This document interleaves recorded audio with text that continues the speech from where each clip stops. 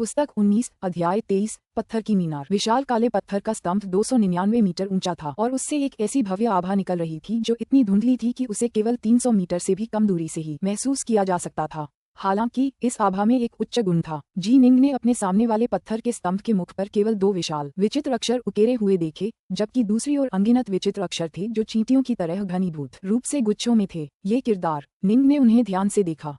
मैंने पहले कभी ये किरदार नहीं देखे। ऐसा लगता है मानो त्रिलोक में ऐसी कोई भाषा ही नहीं है।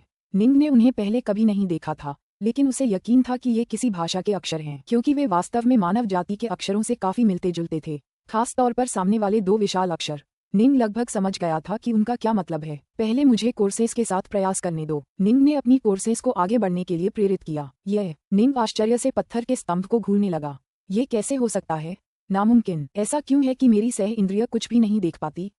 मानो वहाँ कुछ है ही नहीं। क्या ये पत्थर का स्तंभ किसी प्रतिबंधक मंत्र से ढका हुआ है जो सह बोध को अवरुद्ध करता है? निंग ने एक पल सोचा। मुझे हृदय बल से कोशिश करने दो। हार्टफोर्स अदृश्य, अगोचर और अत्यंत दुर्जेय था। तुरंत बाहरी दुनिया में उसके असली शरीर ने अपनी शक्तिशाली हृदय शक्ति को पानी के नीचे की जगह में भेज दिया ताकि पत्थर के स्तंभ को ढक सके। इससे निंग का चेहरा सचमुच बदल गया, क्योंकि उसने पाया कि उसके सारे हृदय शक्ति को कुछ भी नहीं मिला। ऐसा लग रहा था मानो पत्थर का स्तंभ मौजूद ही न हो। लेकिन निंग ने पत्थर के स्तंभ को छूने के लिए अपना हाथ बढ़ाया। पत्थर बर्फ जैसा ठंडा था और उसकी सतह बहुत खुरदरी थी। ये पत्थर का स्तंभ साफ तौर पर मेरे सामने है। ऐसा कैसे हो सकता है कि हृदय भी इसे पहचान न पाए? यह एक असाधारण वस्तु है। असल में ये तो त्रिलोक की भी नहीं है। यह विचार तुरंत निंग के दिमाग में कौंधा। पत्थर के स्तंभ पर उकेरे गए 2 विशाल अक्षर, स्तंभ के पीछे अनगिनत छोटे छोटे अक्षर, उसके दूसरे हिस्सों पर उकेरे गए अनोखे रून। साफ जाहिर है किसी ने इस वस्तु का निर्माण किया होगा। पत्थर के स्तंभ की आभा इतनी शक्तिशाली थी कि इसे बनाने वाला कम से कम बौद्ध और ताओवादी नेताओं के स्तर का तो रहा ही होगा, बल्कि हो सकता है कि वह उससे भी ज्यादा शक्तिशाली हो। हार्टफोर्स के लिए उस पत्थर के स्तंभ को न खोज पाना, जबकि उसे नंगी आंखों से देखा जा सकता था और हाथ से छुआ जा सकता था। निंग ने ऐसी अजीबोगरीब चीज के बारे में पहले कभी नहीं सुना था। ऐसी चीज तीनों लोकों में मौजूद नहीं होनी चाहिए। तब ये तीनों लोकों के बाहर आदिम अराजकता से आया होगा। प्राचीन काल से ही आदिम अराजकता में पाई जाने वाली अनोखी वस्तुओं को आमतौर पर अराजकता के खजाने कहा जाता था। इनका इस्तेमाल या तो खजाने बनाने के लिए सामग्री के रूप में किया जाता था या खुद खजाने के रूप में। खजाने के रूप में इस्तेमाल किए जाने पर ये प्रोटोकॉस्मिक आत्मा खजानों से कहीं ज्यादा शक्तिशाली हो जाते थे और इसलिए इन्हें अराजकता के खजाने कहा जाता था। अराजकता के खजाने कहाँ और कैसे पैदा हुए, कहना मुश्किल है। आदिकालीन अराजकता ने वास्तव में अराजकता के खजानों को जन्म दिया था, लेकिन सभी चीजों के स्वामी द्वारा बनाए गए भयानक गोलेम निश्चित रूप से किसी भी अराजकता के खजाने से कमजोर नहीं थे। इसलिए तीनों लोगों को कुछ समय से संदेह था कि कुछ अधिक शक्तिशाली बाहरी लोग शायद ऐसी कलाकृतियां बनाने में सक्षम थे जो अराजकता के खजानों को शक्ति में टक्कर दे सकें। क्या यह अराजकता का खजाना हो सकता है? निंग के दिमाग में एक विचार कौंधा।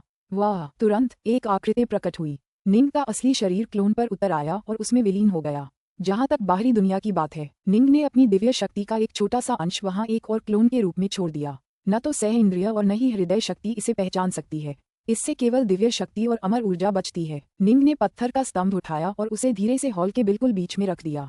पहले उसने इसे बस एक खजाना समझा था जो यंग फ्लेम फ्रीक ने भाग्य से प्राप्त किया था। उसे नहीं लगा था कि यह विशेष रूप से शक्तिशाली हो सकता है, लेकिन अब ऐसा लग रहा था इस पत्थर के स्तंभ का एक भारी इतिहास था। सह इंद्रिय या हृदय शक्ति भी इसका पता नहीं लगा सकी। संभवतः तीनों लोगों की अन्य प्रमुख शक्तियों को भी इसके अस्तित्व का पता नहीं था। यंग फ्लेम फ्रीक, ओह यंग फ्लेम फ्रीक, तुम्हारे जैसे दिव्य अमर के पास ऐसा खजाना होना। अगर मैं अपनी माँ और कनिष्ठ प्रशिक्षु भाई नॉर्थसन का बदला न लेना चाहता तो शायद मैं ऐसा कुछ हासिल नहीं कर पाता। यह आदिकालीन अराजकता की कोई वस्तु होनी चाहिए। मुझे आश्चर्य है कि क्या यह अराजकता का खजाना है? निंग के दिल में एक अजीब सी बेचैनी महसूस हुई। अगर यह सचमुच अराजकता का खजाना था तो यह उसके लिए बहुत बड़ी खुशकिस्मती होगी। लेकिन जाहिर है आदिकालीन अराजकता की सभी वस्तुएं विशेष रूप से मूल्यवान नहीं थीं। उदाहरण के लिए जब निंग ने पहली बार हेवन पनिशर का परीक्षण किया था तो वह अराजकता के स्वर्ण पत्थर को चकनाचूर करने में सफल रहा था। शेनोंग ने आदिकालीन अराजकता में कई औषधीय जड़ी बूटियां पाईं, लेकिन उनका मूल्य अराजकता के खजाने से कहीं कम था। पहले मैं इसे बांध कर देखता हूँ। निंग कमल मुद्रा में बैठ गया और अपना हाथ उस विशाल पत्थर के स्तंभ पर रख दिया। वह पत्थर का स्तंभ लगभग 300 मीटर ऊंचा और लगभग 30 मीटर मोटा था। निंग के शरीर में निहित दिव्य शक्ति तुरंत उस पत्थर के स्तंभ में प्रवाहित हो गई। अरे, कोई अराजकता का खजाना तो नहीं? जैसे ही निंग ने अपनी दिव्य शक्ति उसमें डाली, उसे एहसास हुआ कि कुछ गड़बड़ है। इस खजाने को बांधने का कोई तरीका नहीं था। निंग अच्छी तरह जानता था कि किसी खजाने को बांधने का एहसास कैसा होता है, चाहे वह प्रोटोकॉस्मिक ही क्यों न हो। लेकिन जब उसकी दिव्य शक्ति इस खजाने में प्रवाहित हुई तो उसने पाया कि अंदर से सब कुछ खाली है। बांधने के लिए उसके पास कुछ भी नहीं था। हालांकि जब उनकी दिव्य शक्ति पत्थर के स्तंभ के सामने स्थित 2 विशाल पात्रों में प्रवाहित हुई तो सूचना की एक लहर सीधे निंग के दिमाग में प्रसारित हुई। 17। निंग तुरंत समझ गया कि इन विशाल अक्षरों का क्या मतलब है। इन 2 शब्दों का मतलब 17 है। इसका क्या मतलब है? क्या इसका मतलब ये हो सकता है कि ये पत्थर के स्तंभ बहुत हैं और यह 17वां है? निंग ने अंदाजा लगाया। ठीक है, पीछे और भी कई अक्षर हैं। स्वूश। निंग का शरीर धुंधला हो गया। फिर वह पत्थर के स्तंभ के एक और कमल की मुद्रा में प्रकट हुआ। उसने स्तंभ में प्रचुर मात्रा में दिव्य शक्ति डालना शुरू कर दिया। जैसे जैसे उसकी दिव्य शक्ति स्तंभ में प्रवाहित होती गई वह तेजी से पत्थर के स्तंभ के दूसरी ओर स्थित अनगिनत पात्रों के साथ क्रिया करने लगी। ऐसा करते हुए निंग को एक विशाल अदृश्य शक्ति का आभास हुआ जो उसकी अपनी शक्ति का प्रतिरोध कर रही थी। स्पष्ट रूप से उन अनगिनत पात्रों में निहित जानकारी को बलपूर्वक स्कैन करना और समझना उसकी क्षमता से परे था। रुको। निंग रुक गया। सामने वाले हिस्से में सिर्फ 2 अक्षर हैं जबकि पीछे वाले हिस्से में कम से कम 10 लाख। 2 अक्षरों ने मुझ पर ज्यादा दबाव नहीं डाला और मैं उन्हें तुरंत समझ गया, लेकिन 10 लाख मेरे बस की बात नहीं है। पत्थर का स्तंभ लगभग 300 मीटर ऊंचा था और उसका पिछला हिस्सा उन छोटे छोटे कीड़े जैसे आड़े तिरछे अक्षरों से भरा हुआ था। निंग के अनुसार उनकी संख्या लगभग 12 लाख थी। चलिए ऊपर से शुरू करते हैं और धीरे धीरे आगे बढ़ते हैं। निंग ने तुरंत ही कुछ पात्रों को अपनी दिव्य शक्ति से भरने का प्रयास शुरू कर दिया। ये बहुत धीमी है। निंग को तुरंत ही यह प्रक्रिया काफी थका देने वाली लगी। इसके बावजूद निंग के दिमाग में काफी जानकारी भरने लगी। ताओवू 18 पैशाचिक देवता। निंग के मन में तुरंत एक अत्यंत प्राचीन तकनीक का संचार होने लगा। जैसे जैसे निंग की दिव्य शक्ति प्रत्येक पात्र में समाती गई इस तकनीक के बारे में अधिक से अधिक जानकारी उसके मन में प्रवेश करती गई। जल्द ही उसने इस पूरी तकनीक को पूरी तरह से याद कर लिया। यह असल में एक साधना तकनीक है। निंग ने आश्चर्य से पत्थर के स्तंभ को देखा और ये तो बस ऊपरी हिस्से का एक छोटा सा हिस्सा है। पत्थर के स्तंभ पर अंकित पात्रों को 7 प्रमुख क्षेत्रों में विभाजित किया गया था। पहले क्षेत्र में ये तकनीक थी ताओवू 18 फेंट गॉड्स। कितनी शक्तिशाली तकनीक है। यह आपको 18 अलग अलग शरीरों में विभाजित करने की अनुमति देती है। निंग ने आह भरी। हालांकि फेंट गॉड कई अलग अलग क्लोनों में विभाजित हो सकते हैं, लेकिन एक बार क्लोन के मरने पर उसके भीतर की आत्मा का अंश भी मर जाएगा। इससे आत्मा के टुकड़े हो जाएंगे और जब आत्मा का बहुत अधिक हिस्सा नष्ट हो जाएगा तो आप मर जाएंगे। लेकिन इस तकनीक में पहले स्तर पर महारत हासिल करने के बाद आप आत्मा को 18 अलग अलग स्पॉन में पूरी तरह से विभाजित कर पाएंगे। हालांकि प्रत्येक स्पॉन में मूल शरीर की 10वीं से भी कम शक्ति होगी, फिर भी वे सभी अपने दम पर जीवित रहने में सक्षम हैं। इसके अलावा अगर बाकी 17 नष्ट हो जाते हैं तो आखिरी स्पॉन धीरे धीरे बाकी स्पॉन को फिर से बनाने में सक्षम होगा। एक बार जब आप इस तकनीक के दूसरे स्तर पर पहुंच जाते हैं तो 18 स्पॉन में मूल शरीर के समान ही शक्ति का स्तर होगा। अगर आप तीसरे स्तर पर महारत हासिल कर लेते हैं तो 18 स्पॉन किसी भी समय मूल शरीर में वापस विलीन हो सकते हैं और मूल शरीर भी उन 18 स्पॉन में विभाजित हो सकता है। जब वे मूल शरीर में विलीन हो जाते हैं तो मूल शरीर की शक्ति विस्फोटक रूप से बढ़ जाएगी। निंग ने आश्चर्य से आह भरी। अगर वह इस तकनीक में निपुण हो जाता तो मानो 18 जी निंग होती। अगर वह अपने मूल शरीर से अकेले लड़ने का विकल्प भी चुनता तो भी उसकी शक्ति में तेजी से वृद्धि होती। ये कितनी भयानक तकनीक थी। लगता है यही वो तकनीक है जिसका इस्तेमाल यंग फ्लेम फ्रीक ने किया था और वो इस तकनीक के सिर्फ पहले स्तर तक ही प्रशिक्षण ले पाया था। निंग तुरंत समझ गया। मैंने सोचा था कि उसने ब्लड शेडो अवतार जैसी किसी गुप्त कला का प्रशिक्षण लिया है, लेकिन लगता है वो असल में इस अथाह गहन तकनीक का प्रशिक्षण ले रहा है। तीनों लोगों की अपनी शक्तिशाली तकनीकें थीं। उदाहरण के लिए रक्तछाया अवतार यह गारंटी देता था कि जब तक एक अवतार जीवित रहेगा बाकी भी जीवित हो जाएंगे। हालांकि सच्चे विशेषज्ञ इस तकनीक का इस्तेमाल कम ही करते थे क्योंकि हर अवतार की शक्ति नाटकीय रूप से कम हो जाती थी। बेहतर यही था कि असली शरीर को अधिकतम शक्ति पर रखा जाए। सभी का मानना था कि यंग फ्लेम फ्रीक ने इस तकनीक का प्रशिक्षण इसलिए लिया था क्योंकि वह एक काया था और मौत से डरता था। लेकिन किसने सोचा होगा कि उसके पास वास्तव में ऐसी तकनीक ताओवू 18 फेंट गॉड्स है। उसके शरीर की अपेक्षाकृत कमजोरी सिर्फ इस वजह से थी कि उसने सिर्फ पहले स्तर तक ही प्रशिक्षण लिया था। ये तकनीक कहाँ से आए? निंग ने आश्चर्य से आह भरी। फिर भी इस तकनीक में पूरी तरह महारत हासिल करना बहुत मुश्किल होगा। इस तकनीक के बारे में विस्तृत नोट्स थे। इस तकनीक में बुनियादी कौशल हासिल करना और पहले चरण में महारत हासिल करना आसान था, लेकिन दूसरा चरण हजारों गुना ज्यादा मुश्किल था। तीसरे चरण के बारे में क्या? इसमें महारत हासिल करने से ज्यादा स्वर्ग तक पहुंचना आसान होगा। इसके लिए प्रतिभा और भाग्य दोनों की जरूरत होती है। ये समझना जरूरी है कि ताओवादी त्रिशुद्धताएं भी स्वयं को केवल 3 शुद्धों में विभाजित करने में ही सक्षम थीं। जहां तक भगवान बुद्ध का प्रश्न है, उनके केवल 5 प्रमुख प्रतिरूप थे। इस तकनीक के दूसरे स्तर ने तुरंत 18 प्रतिरूपों का निर्माण संभव बना दिया जो मूल प्रतिरूप जितने ही शक्तिशाली थे। ये बिल्कुल अलौकिक था। आइए देखें कि दूसरी तकनीक क्या है। निंग ने एक बार फिर अपनी दिव्य शक्ति से स्तंभ को भर दिया। तुरंत ही दूसरी तकनीक से संबंधित जानकारी उसके दिमाग में रिसने लगी। दूसरी तकनीक को 9 बग सॉल्यूशंस नाम दिया गया। ये कीड़े जैसे जानवरों को पालने का एक बेहद रहस्यमय और अद्भुत तरीका था। निंग अब समझ गया था कि यंग फ्लेम फ्रीक इतने शक्तिशाली कीड़ों को पालने और पालने में कैसे सक्षम था। तीनों लोगों में सभी यही सोचते थे कि यंग फ्लेम फ्रीक को किसी विशेष विशेषज्ञ की विरासत मिली है, क्योंकि वहाँ कई विशेषज्ञ थे जो शक्तिशाली कीड़े जैसे जानवरों को पालने में माहिर थे। चूंकि यंग फ्लेम फ्रीक का कीड़े पालने का कौशल बहुत ज्यादा अद्भुत नहीं था, इसलिए किसी ने उस पर ज्यादा ध्यान नहीं दिया। लेकिन बाहरी दुनिया को यह नहीं पता था कि समस्या ये थी कि यंग फ्लेम फ्रीक बहुत कमजोर था और उसके पास पर्याप्त खजाने और सामग्री तक पहुंच नहीं थी, जिसके कारण उसे किसी भी शक्तिशाली कीड़े को पालने का मौका नहीं मिला। इस तकनीक में बहुत समय और मेहनत लगती है, यह मुझे सूट नहीं करती। निंग ने तुरंत इस तकनीक को छोड़ दिया। तीसरी तकनीक का समय आ गया है। निंग को धीरे धीरे एहसास होने लगा कि जैसे जैसे वह नीचे पड़ता गया, यह उतना ही कठिन होता गया, क्योंकि स्तंभ को भरने वाली प्रतिरोधक शक्ति बढ़ती जा रही थी। निंग को यह एहसास नहीं था कि यंग फ्लेम फ्रीक खुद केवल पहली और दूसरी तकनीक के कुछ हिस्से ही हासिल कर पाया था, वह बाकी किसी भी हिस्से तक पहुंचने में पूरी तरह असमर्थ था। आखिरकार वह तो एक दिव्य अमर प्राणी मात्र था। यंग फ्लेम फ्रीक इस पत्थर के स्तंभ को अपना सबसे अनमोल खजाना समझता था। उसे इसकी परवाह विल्डहोल्ट पैगोडा से कहीं ज्यादा थी और वह इसे लेकर बेहद सतर्क था।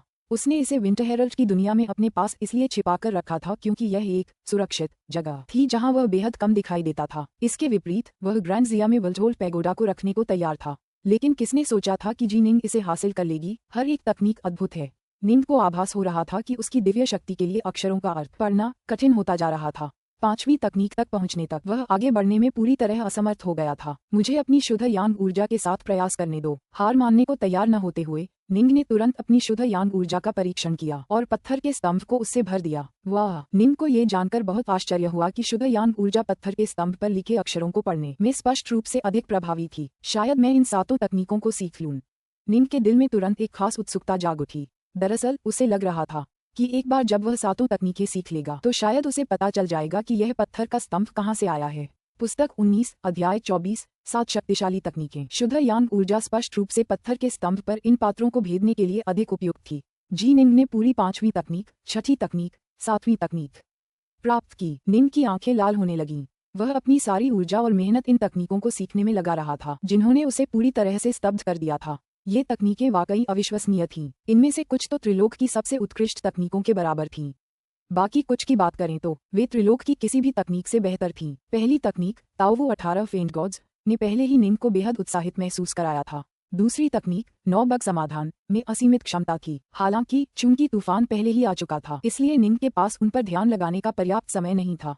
तीसरी तकनीक पाप शस्त्रास्त्र एक ऐसी तकनीक थी जो रक्त निर्माण के दैत्य देवी अनुष्ठानों से बहुत मिलती जुलती थी। यह एक ऐसी तकनीक थी जो मारे गए शत्रुओं द्वारा छोड़ी गई घृणा और आक्रोश को अवशोषित करके उनका उपयोग हथियार बनाने के लिए करती थी। ये हथियार वास्तव में भयानक शस्त्रास्त्र थे जिनमें अपार शक्ति थी। तुलनात्मक रूप से रक्त निर्माण के अनुष्ठान जिस तरह से नकारात्मक ऊर्जा को अवशोषित करते थे, वह अत्यधिक सरल और अपरिष्कृत था। पाप शस्त्रास्त्र रक्त निर्माण के अनुष्ठानों से हजारों गुना अधिक गहन थे। इससे हथियारों की शक्ति कहीं अधिक तेजी से और अधिक परिपूर्ण तरीके से बढ़ती थी। पाप शस्त्रास्त्रों के माध्यम से बनाए गए हथियारों में बहुत अधिक क्षमता थी और वे अराजकता के हथियार भी बन सकते थे। चौथी तकनीक ज्वेल टेलिस्मैन दाओ टेलिस्मैन बनाने की एक तकनीक थी। ये बेहद जटिल थी। हालांकि निंग ने इसे याद कर लिया था, लेकिन उसे ये बिल्कुल समझ नहीं आई। जाहिर है ये बेहद गहन थी। पांचवी तकनीक कियानकुन रिवर्सिंग गेस्टॉल्ट फॉर्मेशन एक ऐसी संरचना थी जो ताओवू 18 दानवदेव तकनीक के साथ पूरी तरह से मेल खाती थी, क्योंकि इस तकनीक के लिए 18 साधकों की आवश्यकता थी जिनके मन एक थे। यदि कोई ताओवू 18 दानवदेव तकनीक में निपुणता प्राप्त कर लेता है और इस भव्य संरचना को स्थापित करता है तो एक संपूर्ण स्वर्ग का निर्माण हो जाता है जिसका उपयोग अपने शत्रुओं को फंसाने के लिए किया जा सकता है। ऐसा होगा मानो वे किसी और के किसी बड़े लोक में फंस गए हों। यह एक ऐसी तकनीक थी जो आक्रमण करने के बजाय रक्षा और फंसाने के लिए बिल्कुल उपयुक्त थी। हालांकि इसकी गहन और गूढ़ता के कारण इसमें निपुणता प्राप्त करने में शायद बहुत लंबा समय लगता। छठी तकनीक भूतों का देवता भूतों को विकसित करने और उन्हें बढ़ाने के लिए बनाई गई थी। आत्मा समस्त जीवन का आधार है और किसी की मृत्यु के बाद जो भूत पीछे छूट जाते हैं उनमें असीम क्षमताएं होती हैं। भूतों का देवता तकनीक भूतों को निरंतर शक्तिशाली बनाकर सच्चे देवता के स्तर तक पहुंचाने की अनुमति देती थी। वास्तव में भूतों को एक वृद्ध देवता की शक्ति प्राप्त करने का भी अवसर था। सातवीं तकनीक अविनाशी शरीर एक ऐसी तकनीक थी जो 8-9 रहस्यमय कला के समान थी। हालांकि 8-9 रहस्यमय कला की तुलना में ये दिव्य क्षमता और भी अधिक अद्भुत थी। अविनाशी शरीर के कुल 6 चरण थे। एम्पायरियन देवता केवल पहले 3 में ही प्रशिक्षण ले सकते थे, जबकि केवल सच्चे देवता ही अंतिम 3 में प्रशिक्षण ले सकते थे। इस दिव्य क्षमता के विवरण के अनुसार पहले 3 चरण ही संपूर्ण 8-9 रहस्यमय कला के बराबर थे, जबकि अंतिम 3 चरण निंग के अनुमान के आधार पर दिव्य शरीर को एक सर्वोच्च प्रोटोकॉस्मिक आत्मा खजाने के बराबर बना देते थे। आदिकाल में विभिन्न प्रमुख शक्तियों ने मिलकर 8-9 रहस्यमय कला विकसित की थी, जिसका लक्ष्य कुल 12 चक्र विकसित करना था। दुर्भाग्य से अंततः वे उनमें से केवल 9 ही पूरे कर पाए।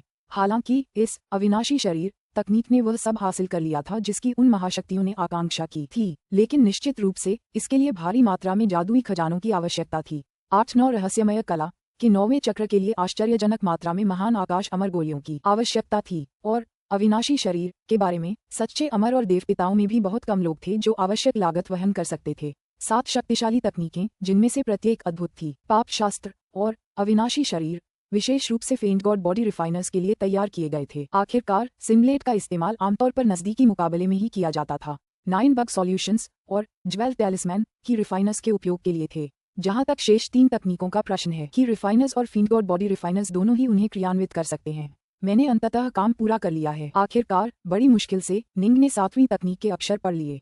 अब वे 7 अक्षर उसके दिल में याद हो गए थे। कर्म भाग्य का क्या ही अद्भुत परिणाम है। ये निश्चित रूप से त्रिलोक की प्रमुख शक्तियों द्वारा निर्मित तकनीकें नहीं हैं। वर्णित कई सामग्रियां त्रिलोक में मौजूद ही नहीं हैं। उदाहरण के लिए भूतों का देवता शायद पूरी तरह से अनुपयोगी है। अविनाशी शरीर को भी उच्च स्तर तक प्रशिक्षित करना कठिन होगा क्योंकि वर्णित खजाने यहाँ मौजूद नहीं हैं। और फिर भी निंग समझ गया। इन सब के बावजूद ये तकनीकें अभी भी अविश्वसनीय हैं। आदिकालीन अराजकता में ये एलियन आउटसाइडर्स वे सचमुच अविश्वसनीय हैं। निंग ने आह भरी। तीनों लोकों में आए एलियन आउटसाइडर्स जैसे कि सभी चीजों के भयानक लॉर्ड पंगु अराजकता जगत और निर्बाध अराजकता जगत को गुप्त रूप से टकराव की राह पर ले जाने में सक्षम थे। इसके अलावा सभी चीजों के लॉर्ड ने गोलेम और रानी माँ की सेनाएं बनाने में भी सक्षम थे जो पूरे पंगु अराजकता जगत की पूरी शक्ति के बराबर थीं। इससे यह अंदाजा लगाया जा सकता था कि एलियन आउटसाइडर्स कितने भयानक हो सकते हैं। अरे, निंग की नजर पत्थर के स्तंभ के किनारों पर उकेरे गए दिव्य चिन्हों पर पड़ी। अभी तो मैंने सिर्फ अक्षरों पर ध्यान केंद्रित किया था। मुझे आश्चर्य है कि इन दिव्य चिन्हों में क्या छिपा है। निंग के दिल में एक अजीब सी उत्तेजना का एहसास हुआ। उसे लग रहा था कि पत्थर के स्तंभ की शक्ति और आभा मुख्यतः दिव्य रूनों से आती है। उन पात्रों में कोई शक्ति नहीं थी, लेकिन दिव्य रूनों में अद्भुत शक्ति की आभा थी। जाओ, निंग ने इच्छा से पत्थर के स्तंभ को स्टासाइजिंग मैनर के एक साइड हॉल में भेज दिया। फिर दूर से अपनी शुद्ध यांग ऊर्जा उसमें भेज दी। इस तरह अगर कुछ खतरनाक भी हो जाए, चूंकि स्टासाइजिंग मैनर एक लगभग अटूट प्रोटोकॉस्मिक आत्मा खजाना था, तो वह सुरक्षित रह पाएगा। इसे भरना सचमुच कठिन है। उसकी शुद्ध यांग ऊर्जा धीरे धीरे दिव्य रूनों को भर रही थी। निंग को तुरंत ही उस सर्वोच्च आभा से जुड़ाव का एहसास होने लगा। साथ ही उसे ये भी एहसास होने लगा कि रूनों को भेदना कितना कठिन है। चलते रहो, बस थोड़ा और, बस थोड़ा सा और। अंततः पत्थर के स्तंभ पर अंकित सभी दिव्य रून निंग की शुद्ध यांग ऊर्जा से पूरी तरह भर गए। हालांकि ये पात्र थोड़े थकाऊ थे, तुलनात्मक रूप से वे उतने कठिन नहीं थे। इन दिव्य रूनों ने वास्तव में निंग की दृष्टि को मंद कर दिया था। उसने अपनी लगभग सारी हृदय शक्ति खर्च कर दी थी और फिर मुश्किल से ही सफल हो पाया। उस क्षण जब उसने सफलतापूर्वक अपनी ऊर्जा को रूनों में डालना समाप्त कर दिया, धमाका, पत्थर के स्तंभ से शक्ति की एक अकल्पनीय आभा फूट पड़ी। दिव्य रून चमकदार सुनहरी रोशनी से जगमगा उठे। उनकी आभा इतनी प्रबल थी कि वह स्वर्ग के ताव से भी श्रेष्ठ थी। जैसे ही यह बाहर की ओर फूटी, यह निंग की उन्मुक्त शुद्ध यांग ऊर्जा के मार्ग का अनुसरण करते हुए तुरंत निंग तक पहुंच गई। निंग को लग रहा था कि यह उच्च शक्तिशाली आभा ऐसी चीज है जिसकी बराबरी तीनों लोकों में पौराणिक माता नुवा और पंगु के अलावा कोई नहीं कर सकता। वे भी कथित तौर पर स्वर्गीय दाव से श्रेष्ठ थीं। उस प्रचंड आभा ने निंग को पूरी तरह से घेर लिया था। उसकी शक्ति के सामने निंग एक शिशु की तरह था जो पीछे हटने में पूरी तरह असमर्थ था। स्वूश, शक्ति की आभा तेजी से पत्थर के स्तंभ में वापस लौट आई और अनगिनत दिव्य चिन्हों को ढकने वाली सुनहरी रोशनी धीरे धीरे मंद होकर अपने सामान्य रंग में बदल गई। वह बस एक साधारण पत्थर के स्तंभ की तरह वहीं खड़ा रहा, लेकिन जी निंग पहले ही पानी के नीचे के उस स्थान से गायब हो चुकी थी। मास्टर, विशाल पीला भालू प्रकट हुआ, बिल्कुल उन्मत्त। उसे बस इतना पता था कि जी निंग उस पत्थर के स्तंभ का विश्लेषण कर रही थी। उस पत्थर के स्तंभ में क्या रहस्य छिपे थे, भालू को कुछ पता नहीं था। हालांकि अपने मालिक को गायब होते देखकर वह स्वाभाविक रूप से घबरा गया था। मैं ठीक हूँ, निंग की आवाज विशाल पीले भालू के मन में गूंजी। अब जब उसने जागीर को पूरी तरह से घेर लिया था तो विशाल पीले भालू के साथ उसका सच्चा स्वामी सेवक वाला रिश्ता बन गया था। अराजकता का एक धुंधला क्षेत्र, आकार में मात्र कुछ 100 मीटर। निंग इस क्षेत्र में कहीं से भी प्रकट हो गया। मैं कहाँ हूँ? निंग बेहद उलझन में था। हालांकि उसे अभी भी बाहर घबराए हुए विशाल पीले भालू का आभास हो रहा था, इसलिए उसने जल्दी से भालू को दिलासा दिया। यह क्या है? निंग ने दूर से 2 आकृतियों को अपनी ओर उड़ते देखा, जिनमें से प्रत्येक की आभा अद्भुत थी। उनकी त्वचा सांवली काली थी और वे कई मीटर लंबे थे। उन्हें आते देख निंग तुरंत सतर्क हो गया। पहुंचकर दोनों आकृतियां एक साथ घुटनों के बल गिरीं, फिर जमीन पर गिरकर प्रणाम किया। आपको सादर प्रणाम, ओवसिया। पुस्तक 19, अध्याय 25, प्रचंड भाग्य। जी निंग ने उन दोनों को दंडवत करते हुए देखा। उसका दिल बैठ गया। लगता है मेरी गलती की वजह से ही उन्होंने मुझे ओवसिया समझ लिया है। मुझे बहुत सावधान रहना होगा। सबसे पहले मुझे ये समझना होगा कि एक ओवसिया क्या करता है। मैं उन्हें अपनी असलियत नहीं दिखा सकता, इससे मैं गंभीर खतरे में पड़ जाऊंगा। वह उच्च आभा जो उसने पहले महसूस की थी उसे बता रही थी कि पत्थर के स्तंभ की शक्ति के सामने वह बहुत कमजोर है। लगता है वे मेरा बहुत सम्मान करते हैं, उनका दर्जा मुझसे कम होना चाहिए। निंग ने एक पल सोचा, फिर कहा, तुम दोनों अपना नाम बताओ। यह विनम्र व्यक्ति ईस्ट क्रिकेट है। लंबे कद वाले आदमी ने सबसे पहले सम्मानपूर्वक जवाब दिया। उसकी आवाज धीमी और गहरी थी और काफी ईमानदार लग रही थी। यह विनम्र व्यक्ति वेस्टबेट है, मोटे व्यक्ति ने कहा। हम दोनों, लॉर्ड ओवरसियर, 3 पूरे अराजकता चक्रों से आपकी प्रतीक्षा कर रहे हैं। जब से हम बने हैं, हम यहाँ प्रिजनवल 17 में लगन से काम कर रहे हैं। लॉर्ड ओवरसियर, आपके बिना हम काफी घबराए हुए और बेचैन थे। हमें चिंता थी कि इस प्रिजनवल में कुछ अप्रत्याशित घटित हो गया है। निंग का दिल बैठ गया।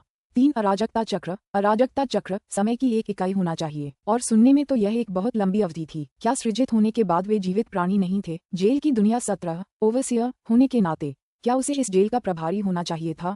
क्या इस जेल की दुनिया में कुछ अप्रत्याशित हुआ है? निंग ने सहजता से उनकी बातचीत का रुख अपनाया। उसे उनसे ज्यादा से ज्यादा सवाल पूछने और उनसे और जानकारी हासिल करने की जरूरत थी। आपकी अच्छी किस्मत से हम धन्य हैं, इसलिए पिछले 3 अराजकता चक्रों में कुछ भी नहीं हुआ। कैद अपराधियों के लिए कोई भी समस्या पैदा करना इतना आसान नहीं होगा। मोटे वेस्टबेट ने जल्दी से कहा, मुझे पता था कि आपको व्यस्त रहना होगा, महामहिम। जेल की दुनिया के विभिन्न कर्तव्यों को हम दोनों पर छोड़ दिया जा सकता है। अगर कोई बड़ी घटना घटित होती है तो हम आपको तुरंत सूचित करेंगे। आपको बस इतना करना है कि इसकी सूचना महामहिम को दें। आप अपना समय जेल की दुनिया का भ्रमण करने में बिता सकते हैं या चुपचाप खुद प्रशिक्षण ले सकते हैं। अगर आपको किसी चीज की जरूरत हो तो हमें बताएं। ठीक है, इसकी रिपोर्ट महामहिम को दो। निंग ने धीरे से सिर हिलाया। महामहिम, किस राज्य का? क्या ये पत्थर का स्तंभ किसी खास राष्ट्र का हो सकता है?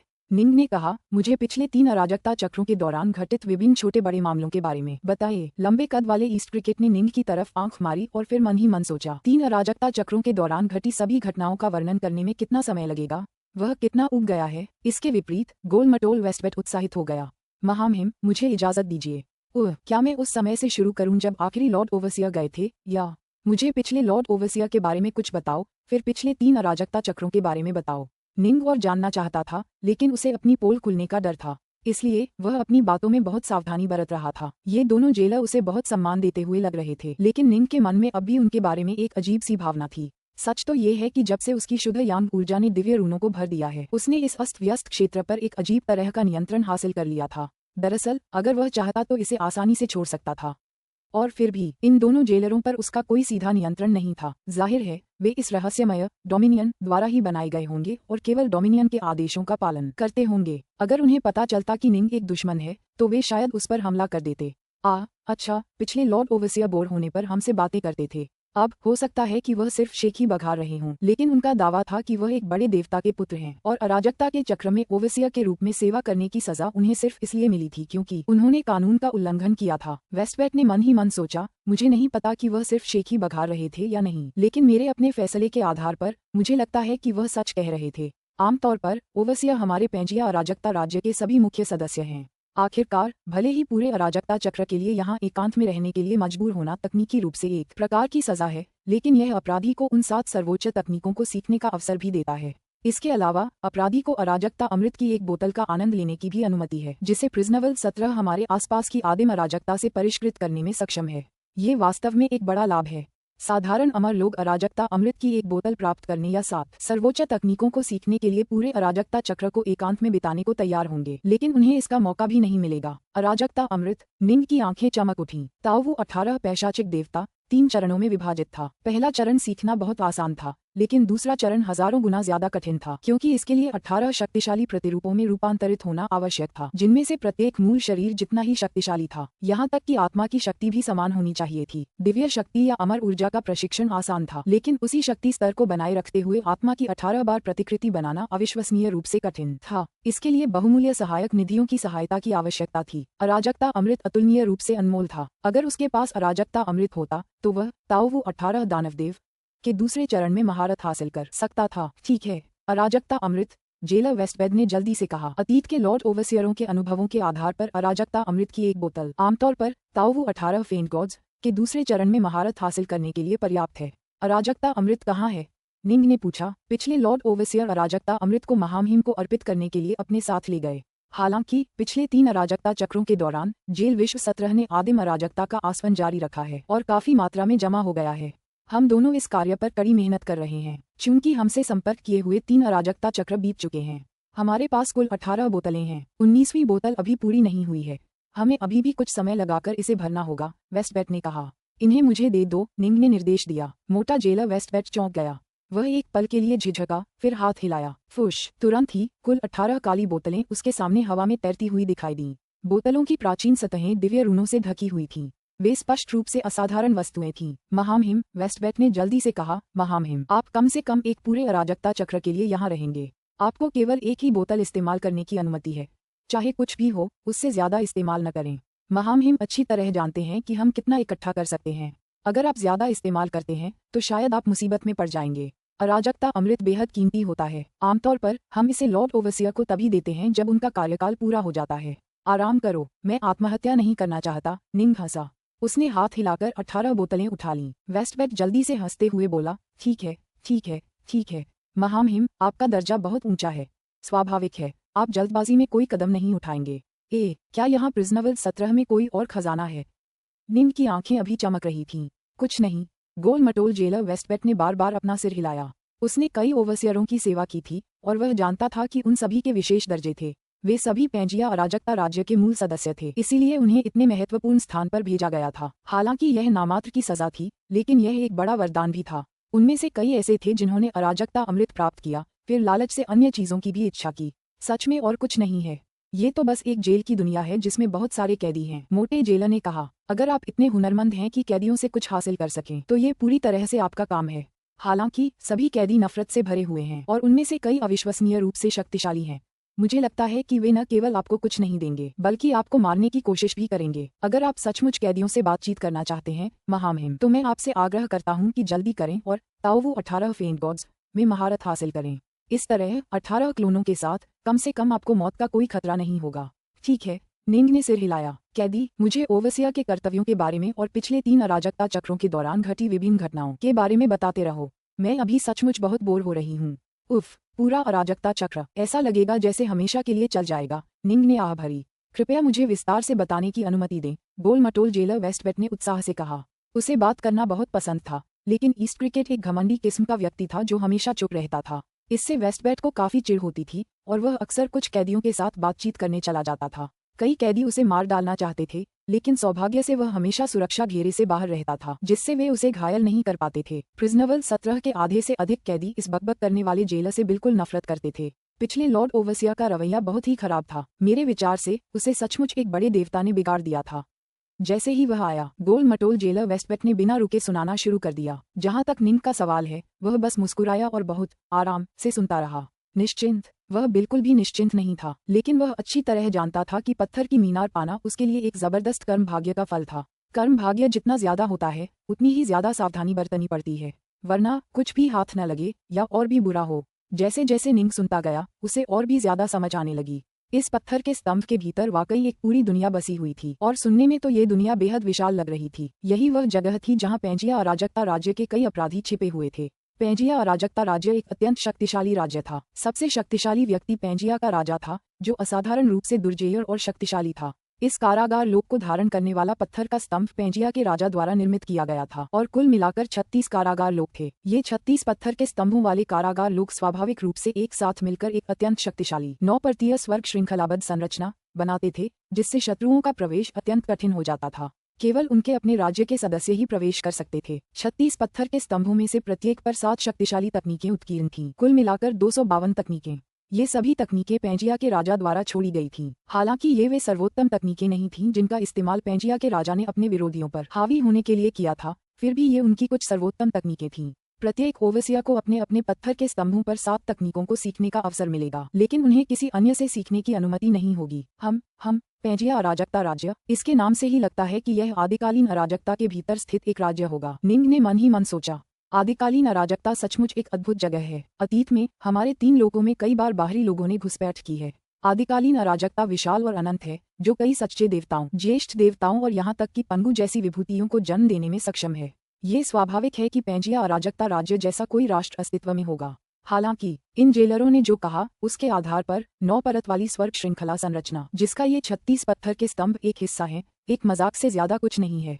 ये पत्थर का स्तंभ आदिकाल में यंग फ्लेम फ्रीक के हाथों में आ गया था और अब यह मेरे हाथों में है। इतने सालों से यह हमेशा अकेला ही रहा है। मुझे लगता है कि यह संरचना बहुत पहले ही नष्ट हो गई होगी, जिसके परिणामस्वरूप पत्थर के स्तंभ बिखर गए होंगे। मुझे आश्चर्य है कि इस पत्थर के स्तंभ ने क्या अनुभव किया होगा जो ये त्रिलोक में यहाँ पहुँच गया।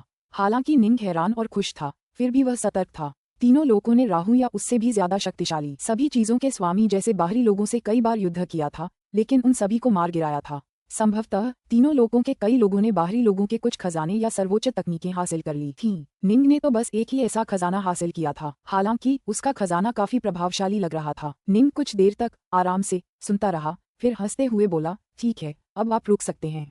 पुस्तक 19 अध्याय 26 अराजकता क्षेत्र में प्रशिक्षण। तुम दोनों जेल की दुनिया में गश्त करने जा सकते हो, जी निंग ने निर्देश दिया। समझ गया। दोनों जेलरों ने आदरपूर्वक आदेश स्वीकार किया, फिर जिस रास्ते से आए थे उसी रास्ते वापस भागने लगे। दूर एक धुंधला सा अंतरिक्षीय दरवाजा था, उसमें प्रवेश करते ही वे दोनों निंग के होश खो बैठे। इस क्षेत्र में बचा एकमात्र व्यक्ति निंग था। निंग कमल मुद्रा में बैठ गया। उसके नीचे इस अराजक क्षेत्र का किनारा था। हालांकि यह अदृश्य था, फिर भी निंग को सहारा देने के लिए पर्याप्त था। अराजकता अमृत, आदिकालीन अराजकता से आसुत, मैंने तो त्रिलोक में ऐसी किसी चीज के बारे में सुना ही नहीं। निंग ने हाथ हिलाकर एक काली बोतल निकाली। अराजकता अमृत की एक बोतल ताओवू 18 दानव देवों के दूसरे चरण को प्रशिक्षित करने के लिए पर्याप्त है, लेकिन सुनने में तो यह अराजकता अमृत अविश्वसनीय रूप से मूल्यवान है।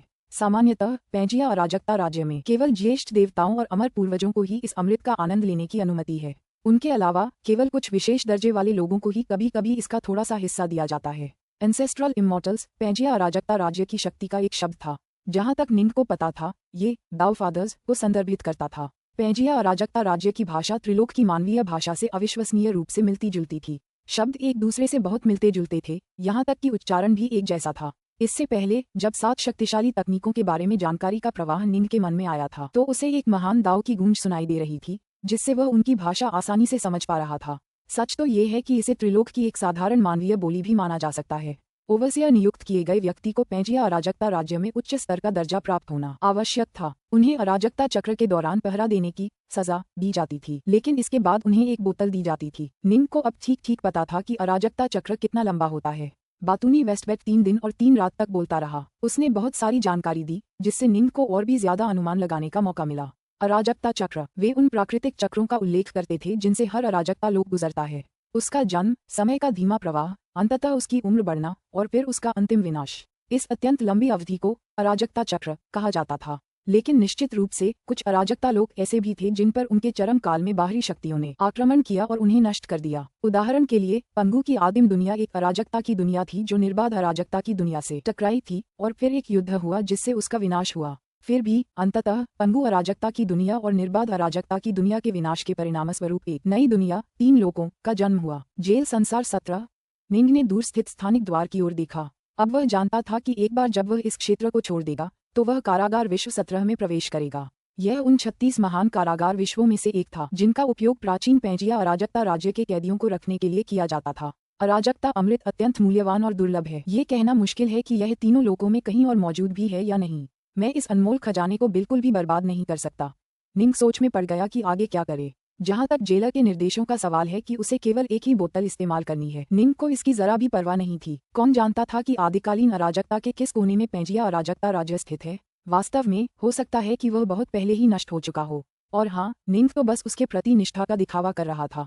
सभी 18 बोतलें स्वाभाविक रूप से उसकी ही होंगी। जेलर ने जो कहा था उसके अनुसार सभी ओवरसियर अपनी अराजकता अमृत की बोतल का इस्तेमाल ताओवू 18 फेंट गॉड्स के दूसरे चरण में प्रशिक्षण लेने के लिए करेंगे। निंग ने सिर हिलाया। ओवरसियर सभी पैंजिया अराजकता राज्य के मुख्य सदस्य थे। उन्हें ठीक से पता होना चाहिए था कि अराजकता अमृत कितना मूल्यवान है। अगर उन्होंने इस तकनीक के लिए इसका इस्तेमाल करने का फैसला किया है तो यह इसके लायक होना चाहिए। यह मेरी भी पसंद होगी। सबसे पहले मैं ताओवू 18 फेंट गॉड्स में प्रशिक्षण लूंगा। निंग की मुख्य समस्या ये थी कि वह अराजकता अमृत के बारे में बहुत कम जानता था। अराजकता अमृत विशाल कारागार लोगों द्वारा एकत्रित किया जाता था जिन्होंने आदिकालीन अराजकता से इसे प्राप्त करने के लिए अतुलनीय रूप से जटिल संरचनाएं बनाई थीं। प्रत्येक अराजकता चक्र में कुल मिलाकर केवल 6 बोतलें ही प्राप्त होती थीं।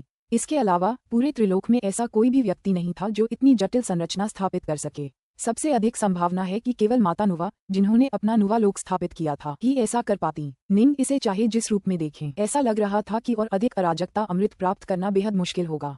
पेंजिया अराजकता राज्य का अराजकता अमृत आमतौर पर पेंजिया के राजा को जाता था, जो कभी कभी अपने अधीनस्थों को थोड़ा सा प्रदान करता था। इस्तेमाल की गई हर एक बोतल एक अपूरणीय व्यय का प्रतिनिधित्व करती थी। उसे इसके उपयोग में विवेकपूर्ण और संयमित होना था। हो सकता है भविष्य में उसे इसका कोई महत्वपूर्ण प्रभाव या उपयोग मिल जाए, लेकिन निस्संदेह ताओवू 18 फेंट गॉड्स का दूसरा चरण अपनी शक्ति में बिल्कुल चौंकाने वाला था। निंग की इसमें प्रशिक्षण लेने की गहरी इच्छा थी, इसलिए उसने तुरंत ऐसा करना शुरू कर दिया। धुंधला अराजकता वाला क्षेत्र केवल कुछ 100 मीटर चौड़ा था। हालांकि आदिम अराजकता का ये क्षेत्र बहुत छोटा है, फिर भी यह असाधारण रूप से अद्भुत है।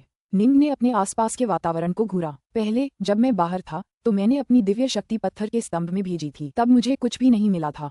पत्थर का स्तंभ इस अराजकता क्षेत्र को, साथ ही कारागार की दुनिया को भी अपने भीतर समेटे हुए है। मुझे अंदर खींचे जाने से पहले दिव्य रूनों को सक्रिय करना पड़ा। सबसे अजीब बात यह है कि ऐसा लगता है जैसे ये स्थान स्वर्गीय दास के अधिकार क्षेत्र में नहीं है। अब तक निंग की शक्ति काफी बढ़ चुकी थी। उसे धीरे धीरे अंदाजा हो गया था कि तीनों लोगों के स्वर्गीय दाव कैसे काम करते हैं। विशाल शून्य में प्रवेश करके स्वर्गीय दाव के अधिकार क्षेत्र को पार करना संभव था।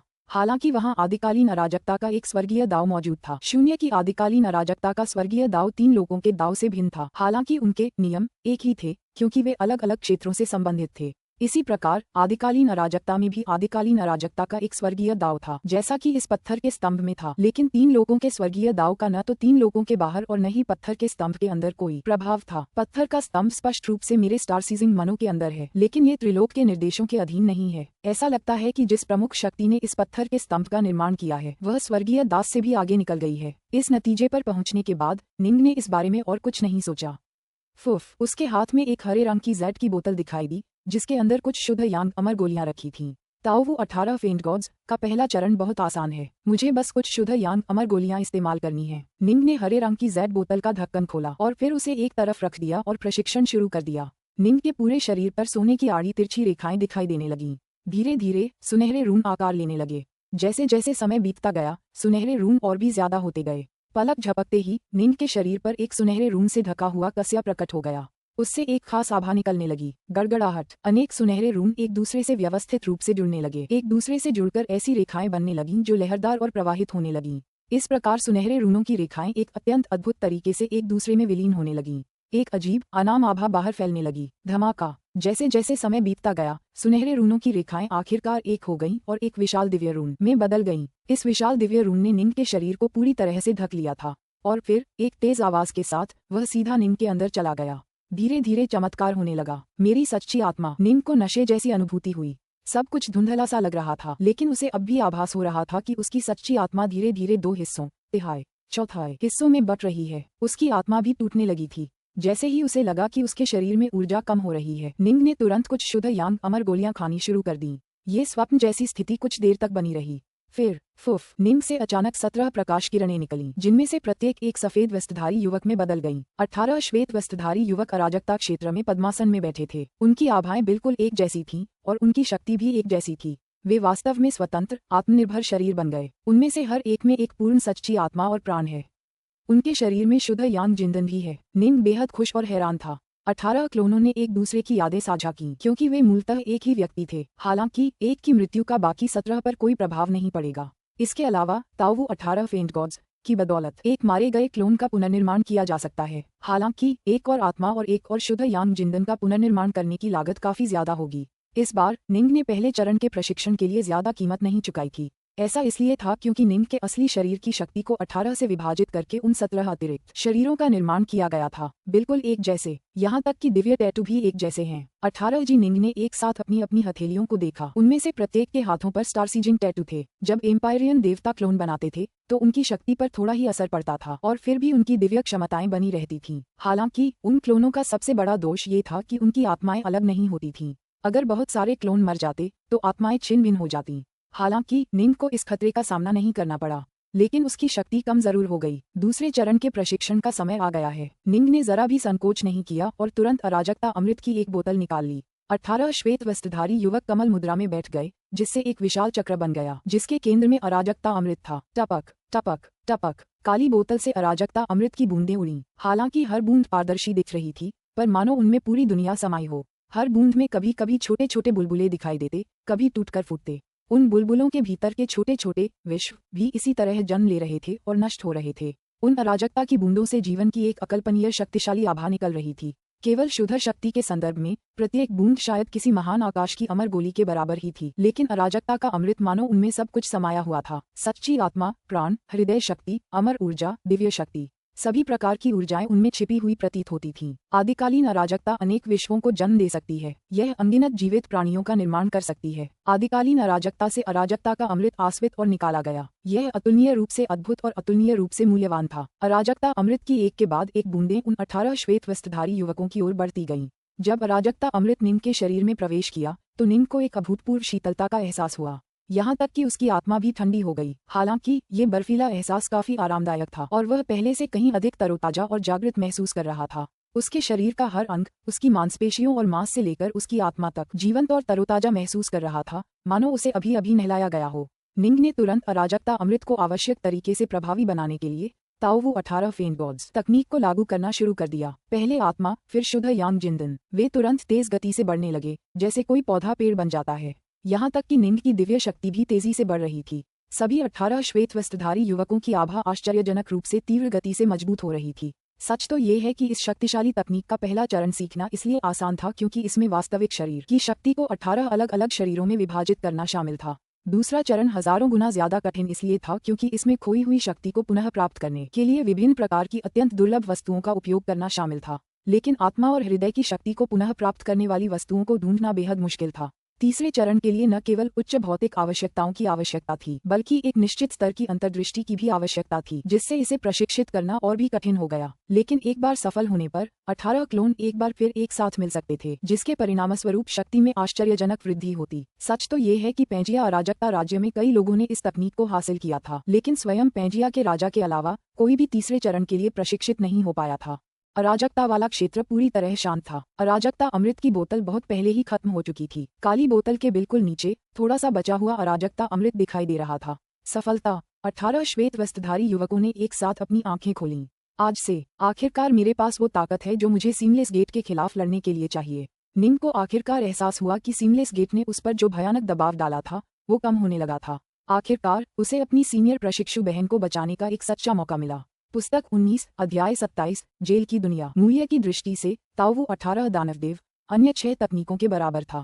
हालांकि अराजकता अमृत की इस बोतल की बदौलत जी निंग तकनीक के दूसरे स्तर तक प्रशिक्षण लेने में सक्षम हो गया था, जिससे उसके शरीर की गुणवत्ता में एक मौलिक परिवर्तन आया। दरअसल थोड़ा सा बचा है।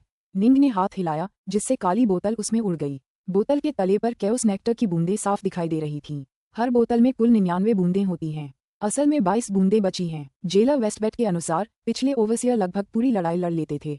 ऐसा लगता है कि पिछले ओवरसियरों की तुलना में मेरी ताकत थोड़ी कम है। जितना अधिक शक्तिशाली होगा ताओवू 18 फाइन गॉड्स के दूसरे चरण में प्रशिक्षित होने के लिए उतने ही अधिक अराजकता अमृत की आवश्यकता होगी। पहले चरण के प्रशिक्षण और 18 क्लोन बनाने की कीमत अपनी शक्ति को कम करना था। दूसरे चरण के प्रशिक्षण की कीमत अराजकता अमृत का सेवन करके अपनी मूल शक्ति स्तर पर जल्दी वापस लौटना था। इस प्रकार जितना अधिक शक्तिशाली व्यक्ति होगा उतने ही अधिक अराजकता अमृत की आवश्यकता होगी। उदाहरण के लिए सच्चे देवताओं और दैवीय पिताओं के पास जो जिंदन और आत्मा थी वह निंग की तुलना में कहीं अधिक शक्तिशाली थी, इसलिए उन्हें भी कहीं अधिक अराजकता अमृत की आवश्यकता होगी। ये भी तकनीक के विवरण में दर्ज किया गया था। ओवरसियरों की पीढ़ियों को अपना पद तभी ग्रहण करने की अनुमति दी गई जब उन्होंने ये साबित कर दिया कि वे पूरे पत्थर के स्तंभ को पढ़ सकते हैं। निंग को इसमें बमुश्किल सफलता मिली थी, लेकिन फिर भी वह ओवरसियर बनने में सफल रहे।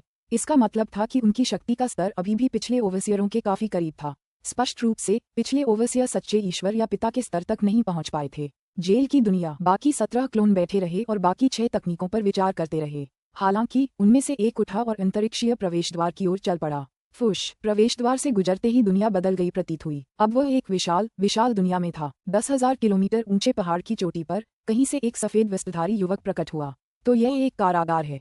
निंग ने देखा कि यह विशाल संसार अंधकार में और धुंधला था। न कोई तारे थे, न सूरज, न चांद। अनगिनत दिव्य रून आकाश में ड्रैगन की तरह तैरते दिखाई दे रहे थे। ये सुनहरे दिव्य रून आकाश को चमका रहे थे, जिससे विशाल पृथ्वी निरंतर मंद प्रकाश में डूबी हुई थी। फैल जाओ। ऊंचे पहाड़ की चोटी पर खड़े होकर निंग ने अपने हृदय की शक्ति को उभरने की इच्छा की। धमाका। उसकी हृदय शक्ति चारों ओर फैल गई। निंग ने इस क्षेत्र में, जहां इतने सारे कैदी मौजूद थे, अपनी सह इंद्रिय शक्ति छोड़ने की हिम्मत नहीं की, क्योंकि उसे दौरा पड़ने का डर था। तुलनात्मक रूप से हृदय शक्ति का प्रयोग ज्यादा सुरक्षित था। एक क्षण में उसका हृदय बल फैलकर उस क्षेत्र को कवर करने लगा जो ग्रैंड जिया के आकार से कम 3 गुना बड़ा था। दूर एक गंदा सा बूढ़ा आदमी एक पत्थर की चट्टान से टिका हुआ था। उसके पैर आपस में बेड़ियां बंधे हुए थे और बेड़ियों से अजीब रहस्यमयी शक्ति की लहरें निकल रही थीं। इन्हीं बेड़ियों की वजह से वह 10 से ज्यादा अराजकता चक्रों से यहाँ कैद था। हृदय शक्ति, लगता है नया ओवसियर आ गया है।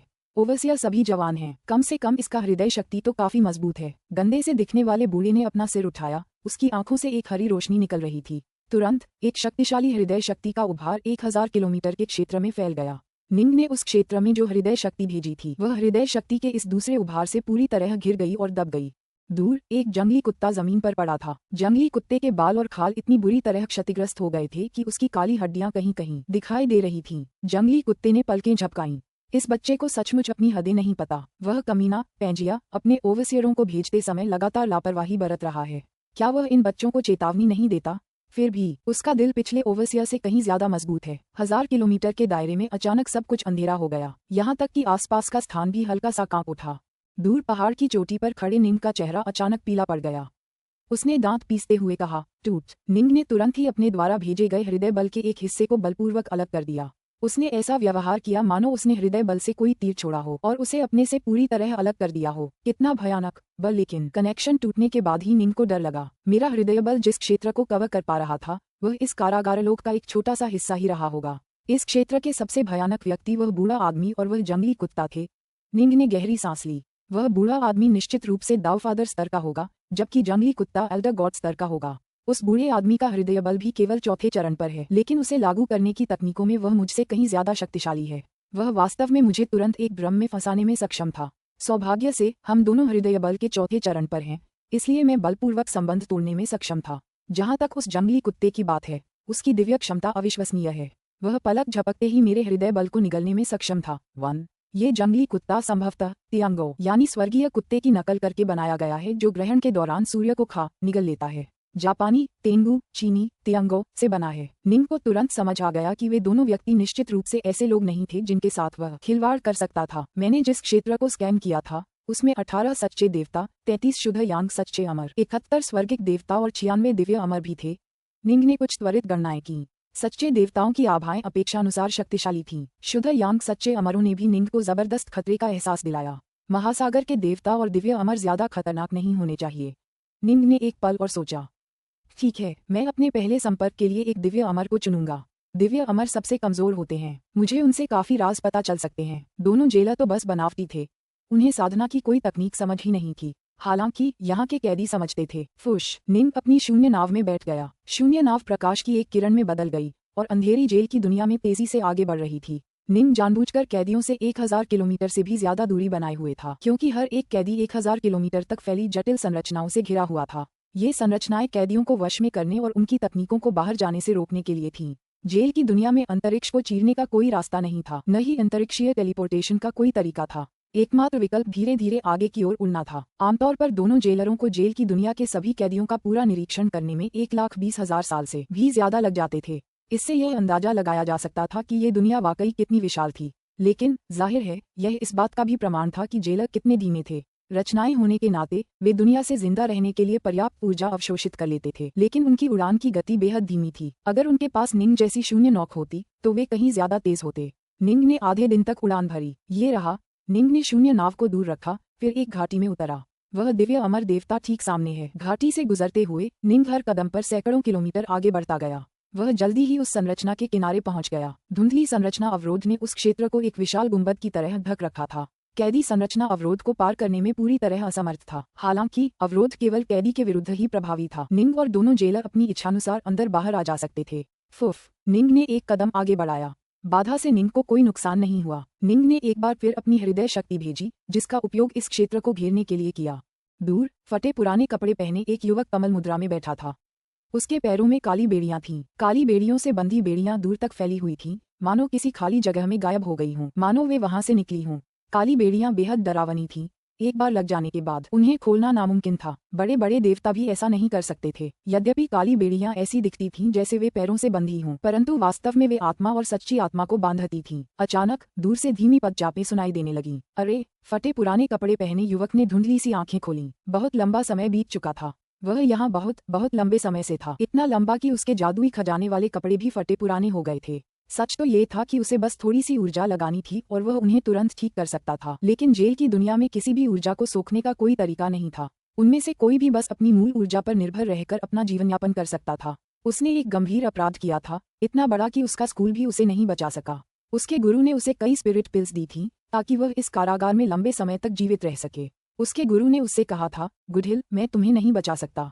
इन स्पिरिट पिल्स का इस्तेमाल कम से कम करो। तुम कारागार में केवल अपनी अमर ऊर्जा के सहारे ही जीवित रह पाओगे, लेकिन एक बार जब यह ऊर्जा खत्म हो जाएगी और स्पिरिट पिल्स खत्म हो जाएंगी तो तुम मर जाओगे। अगर तुम जिंदा बच गए तभी तुम बच पाओगे। मैं तुम्हारी मदद जरूर करूंगा और तुम्हें बचाने का कोई रास्ता निकालूंगा, इसलिए तुम्हें डटे रहना होगा। चाहे कुछ भी हो जाए, खुद को मत मारना, डटे रहो। आखिरकार कोई तो आया। बहुत बहुत समय हो गया। युवक की आंखों में आशा की एक झलक थी। क्या मैं रिहा हो जाऊंगा? यही वह आशा थी जिसने उसे 3 अराजकता चक्रों तक टिकाए रखा था और अब भी उसे आगे बढ़ने में मदद की है। वह ऊर्जा की हर बूंद का बहुत ही संयम से इस्तेमाल कर रहा था और सौभाग्य से उसके गुरु ने उसे कई स्पिरिट गोलियां दी थीं। हालांकि अब तक वह उनमें से अधिकांश का इस्तेमाल कर चुका था। बहुत संभव है कि वह केवल एक और अराजकता चक्र तक ही टिक पाएगा, जिसके बाद वह हार मान लेगा। अरे! युवक ने सफेद वस्त्र पहने उस व्यक्ति की ओर देखा। उसका आभामंडल, सच्चा अमर। रुको, वह इतना कमजोर क्यों है? निंग उस कंकाल जैसे दिखने वाले युवक को घूर रहा था। ये युवक दिखने में तो इंसानों जैसा था, लेकिन बहुत दुबला पतला था। फिर भी निंग के हृदय ने जान लिया था कि हर एक कैदी बेहद दुबला पतला लग रहा था, मानो वे आम इंसान हों जिन्हें भूख से तड़पाकर मौत के मुंह में डाल दिया गया हो। नहीं, भूखे इंसान भी इतने दुबले पतले नहीं होंगे। उदाहरण के लिए, एक जंगली कुत्ते के रूप में बड़े भगवान। उन्हें इतनी बुरी तरह से भूखा रखा गया था कि उनकी त्वचा फट गई थी, जिससे उनकी काली हड्डियां दिखाई देने लगी थीं। तुम्हें नया ओवसिया होना चाहिए। युवक ने उसकी ओर देखा। मैं एक दिव्य अमर हूँ, लेकिन एक ओवसिया मुझसे मिलने आया है। क्या तुम मुझे रिहा करोगे? तुम्हें रिहा कर दूं? निंग चौंका। तुम आज्ञा का ताबीज क्यों नहीं लाए? उसके बिना तुम ये बेड़ियां नहीं खोल पाओगे। युवक ने सिर हिलाया। निंग ने भी अपना सिर हिलाया। मेरे पास नहीं है। मेरे पास तुम्हें आजाद करने का कोई रास्ता नहीं है। बड़े देवता भी इन बेड़ियों को नहीं तोड़ सकते। निंग की तो बात ही छोड़िए। युवक हक्का बक्का रह गया। उसने निंग को आश्चर्य से देखा। तुम पेंजिया अराजकता राज्य के नहीं हो। तुम कौन हो? तुम इस कारागार में कैसे आए? पेंजिया अराजकता राज्य का क्या हुआ? मैं वह ओवसिया हूँ जिसे महामहिम ने भेजा है, निंग ने युवक की ओर देखते हुए कहा। इनकार मत करो। युवक ने सिर हिलाया। अगर तुम हमारे पेंजिया अराजकता राज्य से आते, अगर तुम्हें महामहिम ने भेजा होता, तो तुम्हें जरूर पता होता कि महामहिम बेड़ियां खोलने के लिए स्वयं किसी बड़े देवता या अमर पितृदेव को भेजेंगे। अगर तुम्हारे पास आदेश ताबीज भी होता तो भी तुम बेड़ियां नहीं खोल पाते। लेकिन अभी जब मैंने तुमसे आदेश ताबीज से बेड़ियां खोलने के बारे में पूछा तो तुमने जरा भी हैरानी नहीं जताई। निंग दंग रह गया। उसने उन 2 गोलेमों के सामने कुछ भी प्रकट नहीं किया था, लेकिन जैसे ही उसने एक वास्तविक बुद्धिमान प्राणी, एक दिव्य अमर के साथ बातचीत की, उसने तुरंत खुद को प्रकट कर दिया। फिर भी निंग जरा भी नहीं घबराया। जब वह पहली बार अंदर गया था तो उसे अपनी असली पहचान उजागर होने की चिंता थी, लेकिन वेस्टबेड से इतनी देर तक बातचीत करने के बाद निंग को एहसास हुआ कि यह पत्थर का स्तंभ एक बहुत ही खास खजाना था, बिल्कुल उसके स्टारसीजिंग मैनर जैसा। इसमें कई संरचनाएं और प्रतिबंध थे, लेकिन अब वह सचमुच पत्थर के स्तंभ का मालिक था। जहाँ तक उन 2 गोलेमों की बात है, वे मजदूरों से ज्यादा कुछ नहीं थे। शायद वे कमजोर नहीं थे, लेकिन वे पत्थर के स्तंभ से कभी बाहर नहीं निकल पाएंगे। हालांकि निंग जब चाहे पत्थर की दुनिया से बाहर जा सकता था, इसलिए अब उसे किसी खतरे की चिंता नहीं थी। तुम्हें मेरी पहचान पर शक क्यों हुआ? तुमने मेरा परीक्षण क्यों किया? निंग ने पूछा। मुझे बताओ, पेंजिया अराजकता राज्य का क्या हुआ है? युवक ने उन्मत्त होकर पूछा। पुस्तक 19, अध्याय 28, दिव्य अमर गुडहिल। युवक जी निंग को घूर रहा था। उसकी आंखें आशा से भरी हुई थीं। यह नष्ट हो गया था, निंग ने उत्तर दिया। अगर यह नष्ट नहीं भी हुआ होता तो भी 36 पत्थर के स्तंभ टूट चुके थे। ये देखते हुए कि यह स्तंभ इतने लंबे समय से त्रिलोक में था, पेंजिया अराजकता राज्य के लिए इसे फिर कभी ढूंढना संभव नहीं था। नष्ट, लेकिन कैसे? राजकुमारी, स्वामी, नहीं। युवक अंततः टूट गया। अपने हृदय में उस अदम्य इच्छा के कारण वह 3 पूर्ण अराजकता चक्रों तक दृढ़ता से अडिग रहा था। 3 पूर्ण अराजकता चक्र। ऐसे कई सच्चे देवता हुए हैं जिन्होंने एकांत के कारण निराशा का अनुभव किया और आत्महत्या कर ली, लेकिन वह एकमात्र दिव्य अमर इतने वर्षों तक दृढ़ रहने में सक्षम था। ये तुम्हारे लोग थे। तुमने हमारे पेंजिया अराजकता साम्राज्य को मिटा दिया। तुमने सब कुछ नष्ट कर दिया, मुझसे सब कुछ छीन लिया। नहीं, युवक पागल हो गया। मर जाओ। युवक के शरीर से अचानक सैकड़ों प्रकाश की किरणें फूट पड़ीं। ये प्रकाश की किरणें उसके चारों ओर घूम गईं और फिर एक विशाल जैड हरे रंग की तलवार जैसी परछाई अचानक प्रकट हुई, जो निंग की ओर तेजी से बढ़ रही थी। निंग काफी शांत था, क्योंकि यह सब वैसा ही था जैसा उसने सोचा था, और उसके सामने खड़ा व्यक्ति तो बस एक दिव्य अमर था। हालांकि हमला देखकर निंग सचमुच दंग रह गया। विशाल जैड हरे रंग की तलवार छाया में इतनी शक्ति थी कि उसका दिल बैठ गया। यह ऐसा हमला नहीं था जो दिव्य अमर कर सकते थे। वास्तव में हर शुद्ध यांग सच्चा अमर भी इतना शक्तिशाली नहीं होता। असंभव। तारों को पकड़ने वाला हाथ। निंग ने जरा भी हिचकिचाहट नहीं दिखाई। उसने तुरंत स्टार सीजिंग हैंड क्षमता का इस्तेमाल किया। वाह! धुंधली रोशनी से चमकती एक विशाल हथेली, विशाल जेड हरे रंग की तलवार जैसी छाया की ओर नीचे की ओर टूट पड़ी। धमाका! दोनों टकरा गए। टक्कर से शॉकवेव्स बाहर की ओर फैल गईं, जिससे धरती कांप उठी और फट गई। टक्कर से निंग कई कदम पीछे हट गया। वह युवक अभी भी वहीं खड़ा था, उसकी आंखें लाल हो गई थीं और वह पागलों की तरह निंग को घूर रहा था। ये कैसे हो सकता है? आप तो बस एक दिव्य अमर हैं। आप इतने शक्तिशाली कैसे हो सकते हैं? यह असंभव है। निंग पूरी तरह से स्तब्ध रह गया। इस परिणाम ने उसकी दुनिया को पूरी तरह से उलट-पुलट कर दिया था। स्टार सीजिंग हैंड का इस्तेमाल करने के बाद उसे सर्वोच्च स्वर्ग देवता माना जा सकता था। फिर उस तलवार से टकराने पर उसे नुकसान क्यों हुआ? मरो, मरो, मरो, जाओ मरो। युवक पूरी तरह पागल हो गया था। लगता है मुझे उसे दबाना पड़ेगा, तभी समझ पाऊंगा कि क्या हो रहा है। निंग ने अपनी पूरी ताकत झोंक दी। स्टार सीजिंग हैंड, वही तकनीक, स्टार साइजिंग हैंड। लेकिन इस बार निंग का शक्तिशाली चौथे चरण का हृदय बल पूरी शक्ति से सक्रिय हो गया। स्टार साइजिंग हैंड की शक्ति एक बार फिर तुरंत बढ़ गई। संभवतः ये त्रिलोक के दिव्य धनुर्धरों के पूर्ण शक्तिशाली बाण के बराबर था। गड़गड़ाहट, विशाल ताड़ का पेड़ अलौकिक शक्ति के साथ नीचे की ओर टूट पड़ा। ये पहले से कहीं अधिक शक्तिशाली और स्पष्ट रूप से दिखाई दे रहा था। जब दिव्य अमर की विशाल जेड हरे रंग की तलवार की छाया उस पर पड़ी तो अचानक विस्फोट हुआ और तलवार की छाया तुरंत टूट गई। हालांकि विशाल ताड़ का पेड़ नीचे की ओर काटना जारी रहा। वे बचना चाहते थे, लेकिन विशाल ताड़ के पेड़ ने अचानक उन्हें पकड़ने की हरकत की। फुफ! इसने जवानी को जकड़ लिया, जवानी को अपने भीतर कैद कर लिया। चौथे चरण का हृदय बल। युवक निंग को घूर रहा था, पागलों की तरह हंस रहा था। उसकी हंसी में वीरान दुख का रंग था। तो क्या हुआ अगर तुम्हारा हृदय बल चौथे चरण पर है? तुम तो एक कमजोर सच्चे अमर हो। बोलो, तुम्हारे जैसा दिव्य अमर इतना शक्तिशाली कैसे हो सकता है? निंग उसे घूर कर देखने लगा। आहा, मैं ताकतवर नहीं हूँ, तुम तो बस नाजुक हो। युवक ने निंग को घूरा। मैंने कभी सोचा भी नहीं था कि पेंजिया की अराजकता भरी दुनिया तबाह हो जाएगी और यह जेल खाना तुम्हारे जैसे कमजोर इंसान के हाथों में चला जाएगा। जवाब दो। निंग ने अपनी विशाल हथेली युवक को कसकर पकड़ ली और ठंडे स्वर में कहा, एक दिव्य अमर तुम्हारे जितना शक्तिशाली कैसे हो सकता है? तुमने मुझे कमजोर क्यों कहा? बहुत देर हो चुकी है, बहुत देर हो चुकी है। अगर तुम्हें पता भी चल गया तो भी बहुत देर हो चुकी है। युवक सचमुच पागलपन में डूबा हुआ सा लग रहा था और खिलखिलाकर हंसा। लेकिन मैं तुम्हें अब भी बताने से इनकार करता हूँ। नहीं बताऊंगा। आहा, निंग ने भौहें चढ़ाईं। उसे लग रहा था कि यह युवक सचमुच पागल हो गया है। निंग ने कहा, अगर तुम मुझे बताओ तो मैं न केवल तुम्हें छोड़ दूंगा बल्कि जो तुम चाहोगी वह भी तुम्हें दे सकता हूँ। मैं क्या चाहता हूँ? मैं पेंजिया के अराजकता राज्य में वापस जाना चाहता हूँ। मैं ये जगह छोड़ना चाहता हूँ। मैं राजकुमारी से मिलना चाहता हूँ। मैं गुरु से मिलना चाहता हूँ। क्या तुम ये सब कर सकते हो? क्या तुम इनमें से एक भी कर सकते हो? युवक निंग को घूर रहा था। उसकी आंखों में पागलपन साफ दिखाई दे रहा था। तुम्हारे जैसा कमजोर इंसान इनमें से कुछ भी नहीं कर सकता। तुम ऐसा नहीं कर सकते। निंग दंग रह गया। उसे तो ये भी नहीं पता था कि पेंजिया का अराजकता साम्राज्य कहाँ है। उस आदमी को जाने देने की बात, उसके पास ऐसा करने की क्षमता ही नहीं थी। ये सच है कि मैं ऐसा नहीं कर सकता, निंग ने कहा। लेकिन मैं तुम्हारी जिंदगी को थोड़ा और आरामदायक जरूर बना सकता हूँ। मैं तुम्हारे लिए चीजें ज्यादा सुखद बना सकता हूँ। आहा, आराम से। आहा, सब खत्म, खत्म, सब खत्म। गुरु, राजकुमारी, मैंने 3 पूरे अराजकता चक्रों का बेसब्री से इंतजार किया है, लेकिन नतीजा ये है। यही मेरी नियति है। आहा, पागल युवक हंसना बंद नहीं कर सका। गुरु, राजकुमारी, गुडहिल अब आ रहा है। धमाका! निंग की विशाल हथेली में बैठा युवक अचानक बिखर गया। उसकी आत्मा पूरी तरह से बिखर गई। आत्महत्या? निंग ने अपना सिर हिलाया। वह आदमी यहाँ अकेले ही 3 बार अराजकता के दौर से गुजरा था। ऐसे व्यक्ति को कुछ आसान शब्दों से मनाना वाकई मुश्किल होगा। निंग वहाँ खड़ा था और ढेर सारी चीजों को घूर रहा था। ये वे अवशेष थे जो उस युवा कैदी ने पीछे छोड़ दिए थे। मुझे उम्मीद है कि मुझे कुछ ऐसा मिल जाएगा जो मुझे पेंजिया के अराजकता साम्राज्य के बारे में बताएगा, कुछ ऐसा जो ये समझा सके कि वह युवक इतना शक्तिशाली क्यों था। निंग ने ध्यान से उन चीजों को देखा। सबसे पहले उसकी नजर उन हरे हरे रंग की उड़ती हुई तलवारों पर पड़ी। उसने कुल 360 तलवारें देखीं, जिनमें से हर एक तलवार इरादे की एक अदृश्य आभा बिखेर रही थी। लेकिन निंग तुरंत दंग रह गया जब उसने उन्हें और ध्यान से देखा। उच्च श्रेणी की शुद्ध यांग उड़ने वाली तलवारें, ये सभी उच्च श्रेणी की हैं और इनकी संख्या 360 है।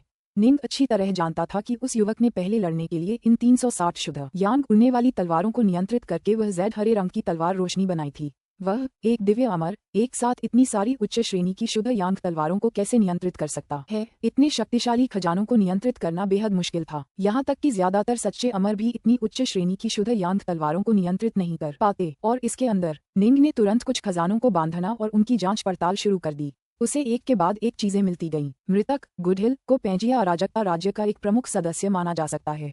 अन्यथा एक दिव्य अमर होने के नाते उसे यहाँ कैद करने का कोई भी अधिकार नहीं था। उसे अनगिनत वर्षों तक यहाँ बंद रखने के बजाय बस मार डाला जाता।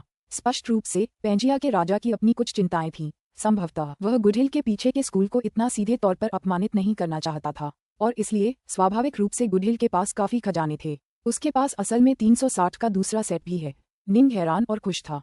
360 जेड हरे अमर तलवारों के पहले सेट के अलावा 360 ज्वलंत लाल अमर तलवारों का एक दूसरा सेट भी था। दोनों सेट शीर्ष श्रेणी की शुद्ध यांग तलवारें थीं। ये दोनों सेट कुल मिलाकर ताओवादी थरीलाइफ द्वारा छोड़े गए किसी भी शुद्ध यांग खजाने के सेट से बेहतर थे, लेकिन जाहिर है वे 3600 गोल्ड स्टार मोतियों, जो कि सर्वोच्च प्रोटोकॉस्मिक आत्मा खजाने थे, के सामने अभी भी टिक नहीं पा रहे थे। हर एक मोती एक उच्च स्तरीय शुद्ध यांग तलवार से भी ज्यादा कीमती था, और उनकी संख्या 3600 थी। वह सेट कुछ ऐसा था जो ताओवादी थरी प्योरिटीज ने हासिल किया था। एक दिव्य अमर के पास इतने सारे खजाने होना, उसकी संपत्ति हमारे तीनों लोगों के अधिकांश सच्चे अमरों की तुलना में कहीं अधिक आश्चर्यजनक है। संभवतः केवल सर्वोच्च स्वर्ग के देवता और मेरे या कुलपति लू जैसे सच्चे अमर ही उसकी तुलना कर पाएंगे, निंग ने मन ही मन सोचा। वह अन्य वस्तुओं का सावधानीपूर्वक निरीक्षण करता रहा। युवक के पास मौजूद ज्यादातर खजाने शुद्ध यांग के थे। सभी वस्तुएं शुद्ध यांग स्तर की थीं। ऐसा लग रहा था जैसे इस युवक के लिए शुद्ध यांग के खजाने बस साधारण वस्तुएं हों। हालांकि अजीब बात यह थी कि उस युवक के पास एक भी प्रोटोकॉस्मिक आत्मिक खजाना नहीं था। ये समझना जरूरी है कि जिया सम्राट जैसे लोगों के पास भी कई प्रोटोकॉस्मिक आत्मिक खजाने थे। उसने अपनी सारी आत्मा गोलियां और अमर जड़ी बूटियां नष्ट कर दी। निंग ने कुछ बिखरी हुई चीजों के टुकड़ों को देखा, फिर अपना सिर हिलाया। मरने से पहले उस युवक ने वह सब कुछ नष्ट कर दिया था जो वह कर सकता था। हालांकि वह शुद्ध यांग कलाकृतियों को नष्ट नहीं कर पाया था, इसलिए निंग ने उन्हें हासिल कर लिया था। वह सचमुच मेरे लिए कुछ भी अच्छा नहीं छोड़ना चाहता था। फिर भी आखिरकार ये अमर तलवारें मेरी हो गईं। उड़ने वाली तलवारों के 2 सेट, हर सेट में 360 तलवारें।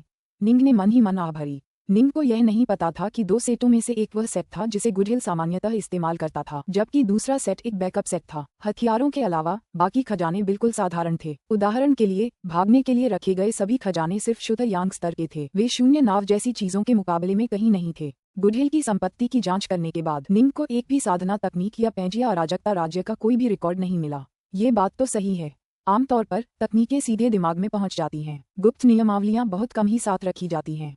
निंग ने सिर हिलाया। ब्लैक व्हाइट कॉलेज और माउंट इनहॉट के ट्राइस्टार क्रीसेंट निवास से तकनीकें सीखने के बाद उसने या तो गुप्त नियमावलियों को वापस वहीं रख दिया था जहां वे थीं, या उन्हें नष्ट कर दिया था। ऐसा कोई तरीका नहीं था कि वह उन्हें यूं ही अपने साथ रखे। यही कारण था कि दुश्मनों को मारकर 8-9 रहस्यमय कला, 9 स्वर्गों का पूर्ण क्रिम्सन ब्राइट आरे या होवेई की तीरंदाजी जैसी तकनीकें हासिल करना लगभग असंभव था। उदाहरण के लिए निंग उन तकनीकों को अपने साथ नहीं ले जा सकता था। उसने उन सभी को अपने मन में याद कर लिया था। अच्छा ठीक है, इन सब के अलावा दिव्य अमर और यहाँ तक कि स्वर्ग के देवताओं का भी पैंजिया अराजकता राज्य में निम्न दर्जा है। उन्हें पूरी तकनीकें साथ ले जाने की अनुमति नहीं दी जा सकती, और आमतौर पर जब कोई गुरु कोई कला सिखाता है तो विभिन्न आत्मा शपथों का भी इस्तेमाल किया जाता है। निंग ने मन ही मन सोचा, कोई तकनीक जितनी महत्वपूर्ण होती है उतना ही अधिक कोई स्कूल ये सुनिश्चित करने के लिए काम करता है कि वह लीक न हो। वास्तव में आत्मा शोधन भी आमतौर पर पूरी तकनीक हासिल करने में कारगर नहीं होता।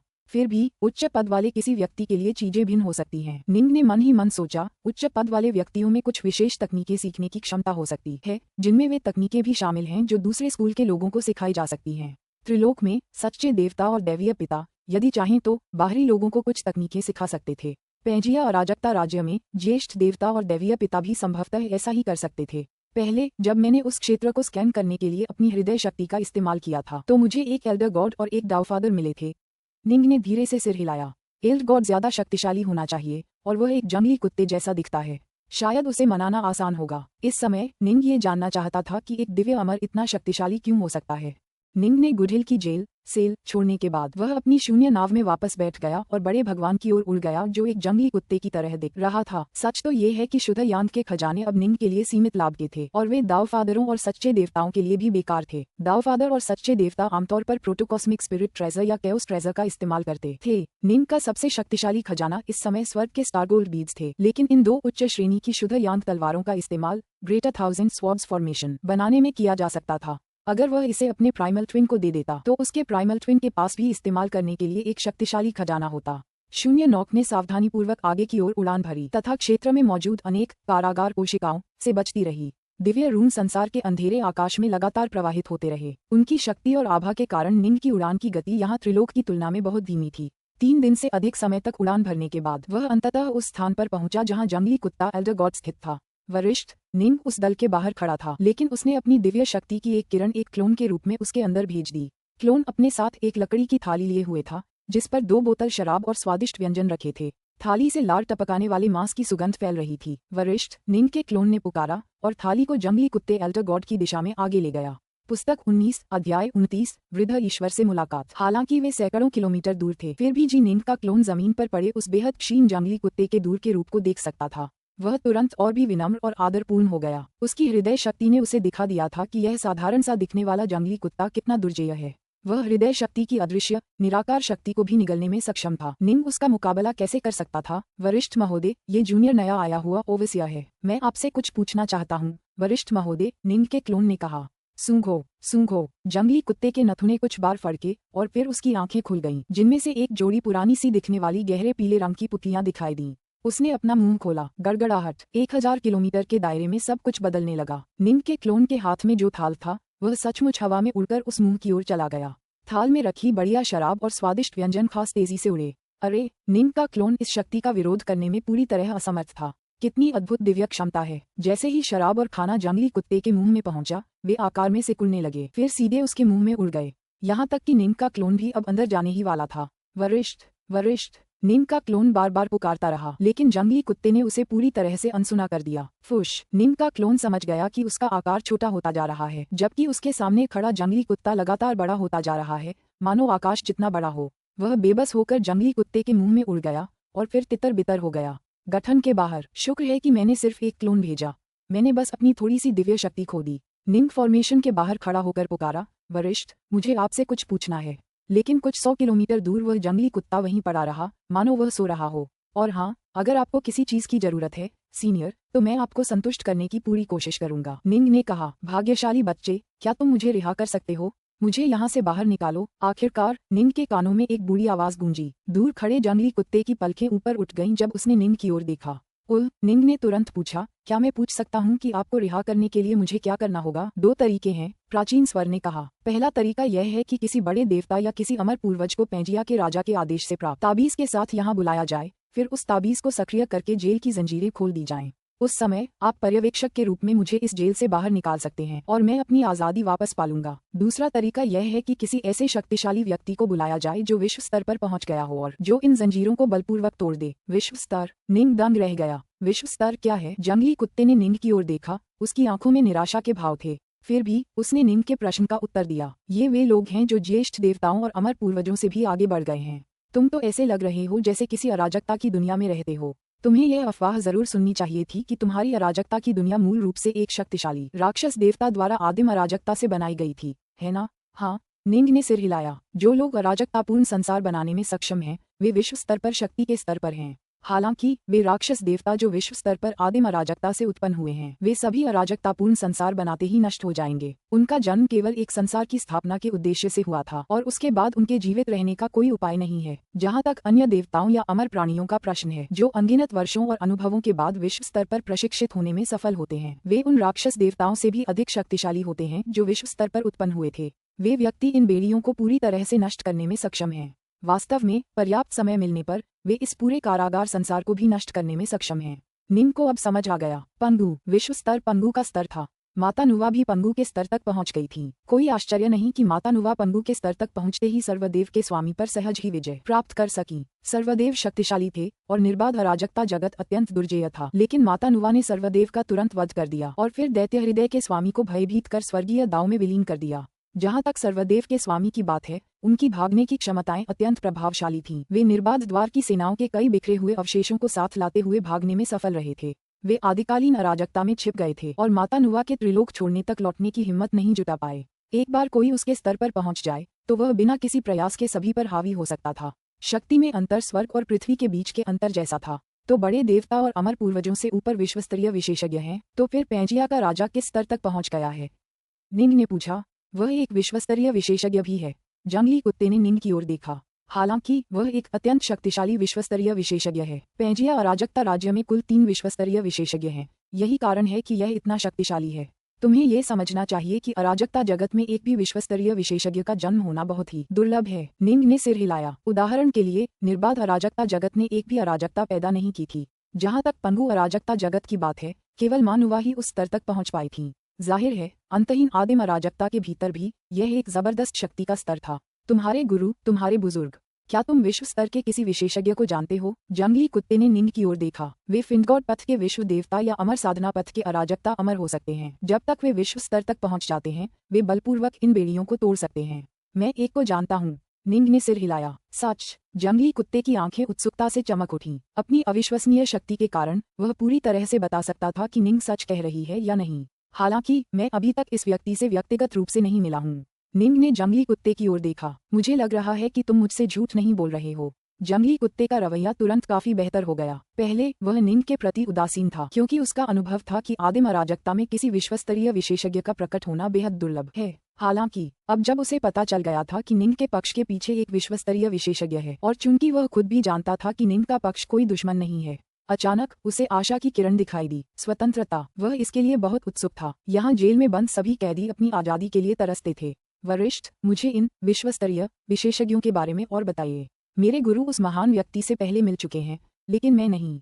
मुझे उनके बारे में कुछ नहीं पता। कृपया मुझे थोड़ा और बताइए, वरिष्ठ, निंग ने कहा।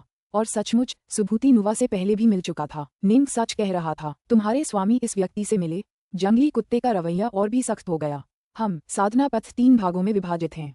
पहला पथ है दुष्टदेव पथ। आदिकालीन अराजकता कुछ जीवों को जन्म देगी जो स्वयं को देव कहेंगे, और वे अवचेतन रूप से अपने शत्रुओं को दुष्ट कहना पसंद करेंगे। दुष्टदेव साधना पथ आमतौर पर इन्हीं दुष्टदेवों द्वारा निर्मित होता है जो आदिकालीन अराजकता से उत्पन्न हुए थे, इसीलिए इसका ये नाम रखा गया है। दूसरा मार्ग की शोधन मार्ग है, जो नश्वर धूल से उत्पन्न साधारण लोगों को निरंतर स्वयं में सुधार करने और उच्चतर स्तरों तक पहुंचने की अनुमति देता है। अंत में हृदय का अदृश्य निराकार मार्ग है। ये 3 मार्ग साधना के 3 प्रमुख मार्ग हैं। फेन गॉड पथ को नश्वर, एम्पायरियन गॉड, सच्चे गॉड, एल्टर गॉड और वर्ल्ड गॉड स्तरों में विभाजित किया जा सकता है। माना जाता है कि आदिकालीन अराजकता में शक्ति के और भी उच्च स्तर हैं। साथ ही ऐसी आकृतियां भी हैं जो पेंजिया के राजा से भी अधिक शक्तिशाली हैं। हालांकि अपने जीवन के 16 अराजकता चक्रों में मैंने कभी भी इतने शक्तिशाली व्यक्ति का सामना नहीं किया। कि शोधन पथ को नश्वर, स्वर्गीय अमर, सच्चा अमर, पैतृक अमर और अराजक अमर स्तरों में विभाजित किया जा सकता है। जहां तक दिल के रास्ते की बात है, मैं भी इसे नहीं समझता। जंगली कुत्ते ने आगे कहा। किसी भी की शोधक का मूल शरीर के भीतर जिंदन की सुनहरी गोली में निहित है। यही उनका हृदय है, जिसमें उनकी समस्त अवर्णनीय शक्ति समाहित है। हालांकि विश्व स्तर पर साधक जिंदन क्षेत्र को पूरी तरह से नष्ट कर देगा और उसे उस आदिम अराजकता में वापस भेज देगा जहां से वह उत्पन्न हुआ था। जब ऐसा होगा तो जिंदन के भीतर एक अराजकता लोक का उदय होगा। निंग हैरान था। जिंदन के भीतर का क्षेत्र बेहद विशाल था। निंग के सारे जादुई खजाने, उसकी अमर ऊर्जा का सागर उसमें समाये हुए थे। उसे नष्ट करके आदिम अराजकता में वापस भेजना और फिर एक अराजकता भरी दुनिया को जन्म देना। जब ऐसा होगा तो कैओस अमर के शरीर के भीतर एक कैओस वर्ल्ड स्थापित हो जाएगा। स्वाभाविक रूप से उसकी शक्ति पूरी तरह से अदम्य होगी, जंगली देवता ने कहा। जहां तक दाव की बात है, जिनका प्रशिक्षण आप जैसे युवा कैओस वर्ल्ड में करते हैं, ये दाव कुछ और नहीं बल्कि वे नियम हैं जिनके द्वारा कैओस वर्ल्ड संचालित होता है। आप जिस स्वर्ग और पृथ्वी की प्राकृतिक ऊर्जा का अभ्यास करते हैं, वह कैओस वर्ल्ड की ही ऊर्जा है। आप बस इसे अस्थायी रूप से अपने उपयोग के लिए उधार ले रहे हैं। हालांकि विश्व स्तर तक पहुंचने के लिए आपको अपने शरीर के अंदर अपनी एक अराजकता जगत स्थापित करनी होगी। हालांकि आपके जिंदान के भीतर की अराजकता जगत बाहरी दुनिया के वास्तविक अराजकता जगत जितनी विशाल नहीं होगी, फिर भी आप उसके शासक और पूर्ण स्वामी होंगे। स्वाभाविक रूप से आपकी शक्ति अपार हो जाएगी। आपके लिए एक वास्तविक अराजकता जगत को नष्ट करना बहुत आसान होगा। निंग ने सिर हिलाया। माँ नुवा में सचमुच तीनों लोगों को नष्ट करने की शक्ति थी, क्योंकि विश्व स्तर पर अमर साधकों ने अपने जिंदान के भीतर आदिम अराजकता का एक विश्व क्षेत्र स्थापित किया है, इसलिए उन्हें अराजकता अमर के रूप में जाना जाता है। जहां तक दुष्ट देवताओं का प्रश्न है, उनके मार्ग में उनके दिव्य शरीर की शक्ति को निरंतर बढ़ाना शामिल है। उनके शरीर में प्रत्येक सुधार के साथ उनकी शक्ति में अत्यधिक वृद्धि होगी। विश्व देवताओं के पास लगभग असीमित शक्ति होती है और वे स्वयं अराजकतापूर्ण संसार स्थापित करने में सक्षम होते हैं, इसलिए उन्हें विश्व देवता कहा जाता है। जंगली कुत्ते ने कहा, ये दोनों रास्ते समान शक्ति वाले हैं। बराबर। निंग अचानक चौंका। वरिष्ठ, क्या आप कह रहे हैं कि स्वर्ग के देवता और स्वर्गीय अमर समान होने चाहिए? सच्चे देवता और सच्चे अमर समान होने चाहिए? ज्येष्ठ देवता और पैतृक अमर समान हैं? बिल्कुल। हालांकि ये साधना के 2 अलग अलग मार्ग हैं, फिर भी दोनों मार्ग वास्तव में शक्ति में समान हैं। जंगली कुत्ते ने सिर हिलाया। निंग दंग रह गया। दोनों रास्ते बराबर कैसे हो सकते हैं? सच्चे देवता स्पष्ट रूप से शक्ति में डाउफादर्स के बराबर थे, जबकि एम्पायरियन देवता सच्चे अमर के समान स्तर पर थे। कि शोधन पथ एक ऐसा पथ है जिसे अनगिनत वर्षों में धीरे धीरे विकसित और परखा गया है। एक ऐसा पथ जो सामान्य मनुष्यों को साधना और शक्ति में वृद्धि करने की अनुमति देता है। इस प्रकार की शोधन की कई अलग अलग विधियां हैं। जंगली कुत्ते ने दूर खड़े निंग को घूरा। हालांकि 3 मुख्य विधियां हैं जिनके माध्यम से एक व्यक्ति दिव्य क्लेश पर विजय प्राप्त कर सकता है और दिव्य अमर बन सकता है। इन 3 अलग अलग विधियों के परिणामस्वरूप अलग अलग गुणों वाले जिंदान प्राप्त होंगे। जहाँ तक तुम्हारी बात है, तुमने सबसे घटिया तरीके से प्रशिक्षण लिया है। जंगली कुत्ते ने सिर हिलाया। तुम्हारा जिंदान बहुत ही छोटा है। हालांकि अब तुम एक सच्चे अमर हो, फिर भी शक्तिशाली स्वर्ग के देवता और दिव्य अमर शायद तुम्हारे बराबर ही होंगे। ठीक है, ठीक है, ठीक है। इससे पहले मैंने यहाँ एक दिव्य अमर के खिलाफ लड़ाई लड़ी थी। हम वाकई एक दूसरे के बराबर थे, निंग ने तुरंत कहा। जंगली कुत्ते ने अपना सिर हिलाया। जिसकी शोधन पथ पर तुम लोग प्रशिक्षण लेते हो वह बहुत कमजोर है। अगर तुम्हारी दुनिया में कोई कैओस इमोर्टल होता तो हालात इतने बुरे नहीं होते। मेरा मानना है कि तुम्हारे पक्ष का जो व्यक्ति विश्व स्तर तक पहुंचा है उसने एक फेंट गॉड साधक के रूप में सफलता हासिल की होगी। यह व्यक्ति जरूर एक विश्व देवता होगा। निंग ने इनकार नहीं किया। नुवा पंगु के रास्ते पर चल पड़ी थी। वह सचमुच शैतान के रास्ते पर चल पड़ी थी कि परिशोधकों के लिए 3 अलग अलग रास्ते हैं। दिव्य अमर बनने के लिए भेदन करना समस्त साधना में सबसे महत्वपूर्ण जांच बिंदु है। भेदन के दौरान बनने वाला जिंदन भविष्य में साधक की शक्ति और क्षमता का निर्धारण करेगा। जंगली कुत्ते ने कहा। सबसे कमजोर प्रकार का जिंदन तब बनता है जब साधक को प्राकृतिक ऊर्जा को श्रमपूर्वक खींचकर उसे जिंदन में संघनित करना पड़ता है। एक उच्च स्तरीय विधि यह है कि जिंदान के निर्माण में अनेक बहुमूल्य खजानों पर निर्भर रहा जाए और अपनी व्यक्तिगत शक्ति के माध्यम से उन खजानों के सार को एक साथ लाने का मार्गदर्शन किया जाए। ये जिंदान कहीं अधिक शक्तिशाली होते हैं। सबसे अच्छी विधि वह है जो आदिम अराजकता से दानवों के जन्म का अनुकरण करती है। उन दानवों के शरीर अराजकता की शक्ति से ही निर्मित होते हैं। सर्वोच्च दिव्य अमर जिंदान बनाने के लिए आपको एक संपूर्ण विशाल विश्व को अपनी भट्टी के रूप में उपयोग करना होगा। यह विश्व अत्यंत विशाल होना चाहिए, कम से कम इस कारागार के बराबर। आपको बस उस विशाल विश्व की समस्त असीम शक्ति को एकत्रित करना है और फिर उसे एक जिंदान में संघनित करना है। ये सर्वोत्तम जिंदान है और इसमें अविश्वसनीय पवित्रता की अपार शक्ति समाहित होगी। तीनों विधियों में से सबसे अच्छी विधि है जिंदन की साधना के लिए संपूर्ण विश्व की ऊर्जा का उपयोग करना। दूसरी विधि है अपनी शक्ति बढ़ाने में मदद के लिए बहुमूल्य वस्तुओं पर निर्भर रहना। तीसरी विधि मुख्यतः इस बात पर निर्भर करती है कि आप अपनी शक्ति पर निर्भर रहकर और अधिक शक्ति प्राप्त करें। लेकिन जाहिर है हर चीज के अपने फायदे और नुकसान होते हैं। सबसे अच्छी विधि के लिए आपको एक विशाल विश्व को अपनी भट्टी की तरह इस्तेमाल करना होगा, जो केवल एक कैओस इमोर्टल की सहायता से ही संभव है। इसके अलावा जब आप क्लेश से गुजर रहे होंगे तो दिव्य क्लेश की शक्ति स्वर्ग के क्लेश से भी थोड़ी ज्यादा शक्तिशाली होगी। जंगली कुत्ते ने निंग की ओर देखा। पेंजिया कैओस साम्राज्य में केवल बहुत कम प्रतिशत मूल सदस्य ही जिंदन उत्पन्न करने के लिए सर्वोत्तम विधि का उपयोग करने में सक्षम हैं। तुम्हारे लिए बहुत देर हो चुकी है। तुम तो पहले से ही एक सच्चे अमर हो। तुम्हारा रास्ता तय हो चुका है। इसे बदलने का कोई रास्ता नहीं है। जंगली कुत्ते ने अपना सिर हिलाया। पुस्तक 19 अध्याय 30 जिंदन का उन्नयन। मेरा रास्ता तय हो गया है। जी निंग ने यह मानने से इनकार कर दिया। उसने तुरंत पूछा, मैं अभी एक सच्चा अमर हूँ। मेरा जिंदान अभी भी काफी कमजोर है। क्या वाकई इसे एक भी स्तर ऊपर उठाने का कोई तरीका नहीं है? पेंजिया अराजकता राज्य की साधना तकनीकों के अनुसार सच्चे अमर और सच्चे देवताओं को शक्ति के समान स्तर पर होना चाहिए। इसका मतलब था कि वह तीनों लोकों में एक पिता के समकक्ष होगा। ये बेकार है। तुम्हारा जिंदान पहले से ही बना हुआ है। तुम चाहे कितना भी संघर्ष करो, तुम्हारा रास्ता पहले से ही तय है। जंगली कुत्ते की गहरी पीली आंखें निंग को घूर रही थीं। तुम्हारे पास सबसे कमजोर प्रकार का जिंदान है। भले ही तुम एक सच्चे अमर हो, फिर भी कुछ सबसे शक्तिशाली दिव्य अमर तुमसे ज्यादा शक्तिशाली होंगे।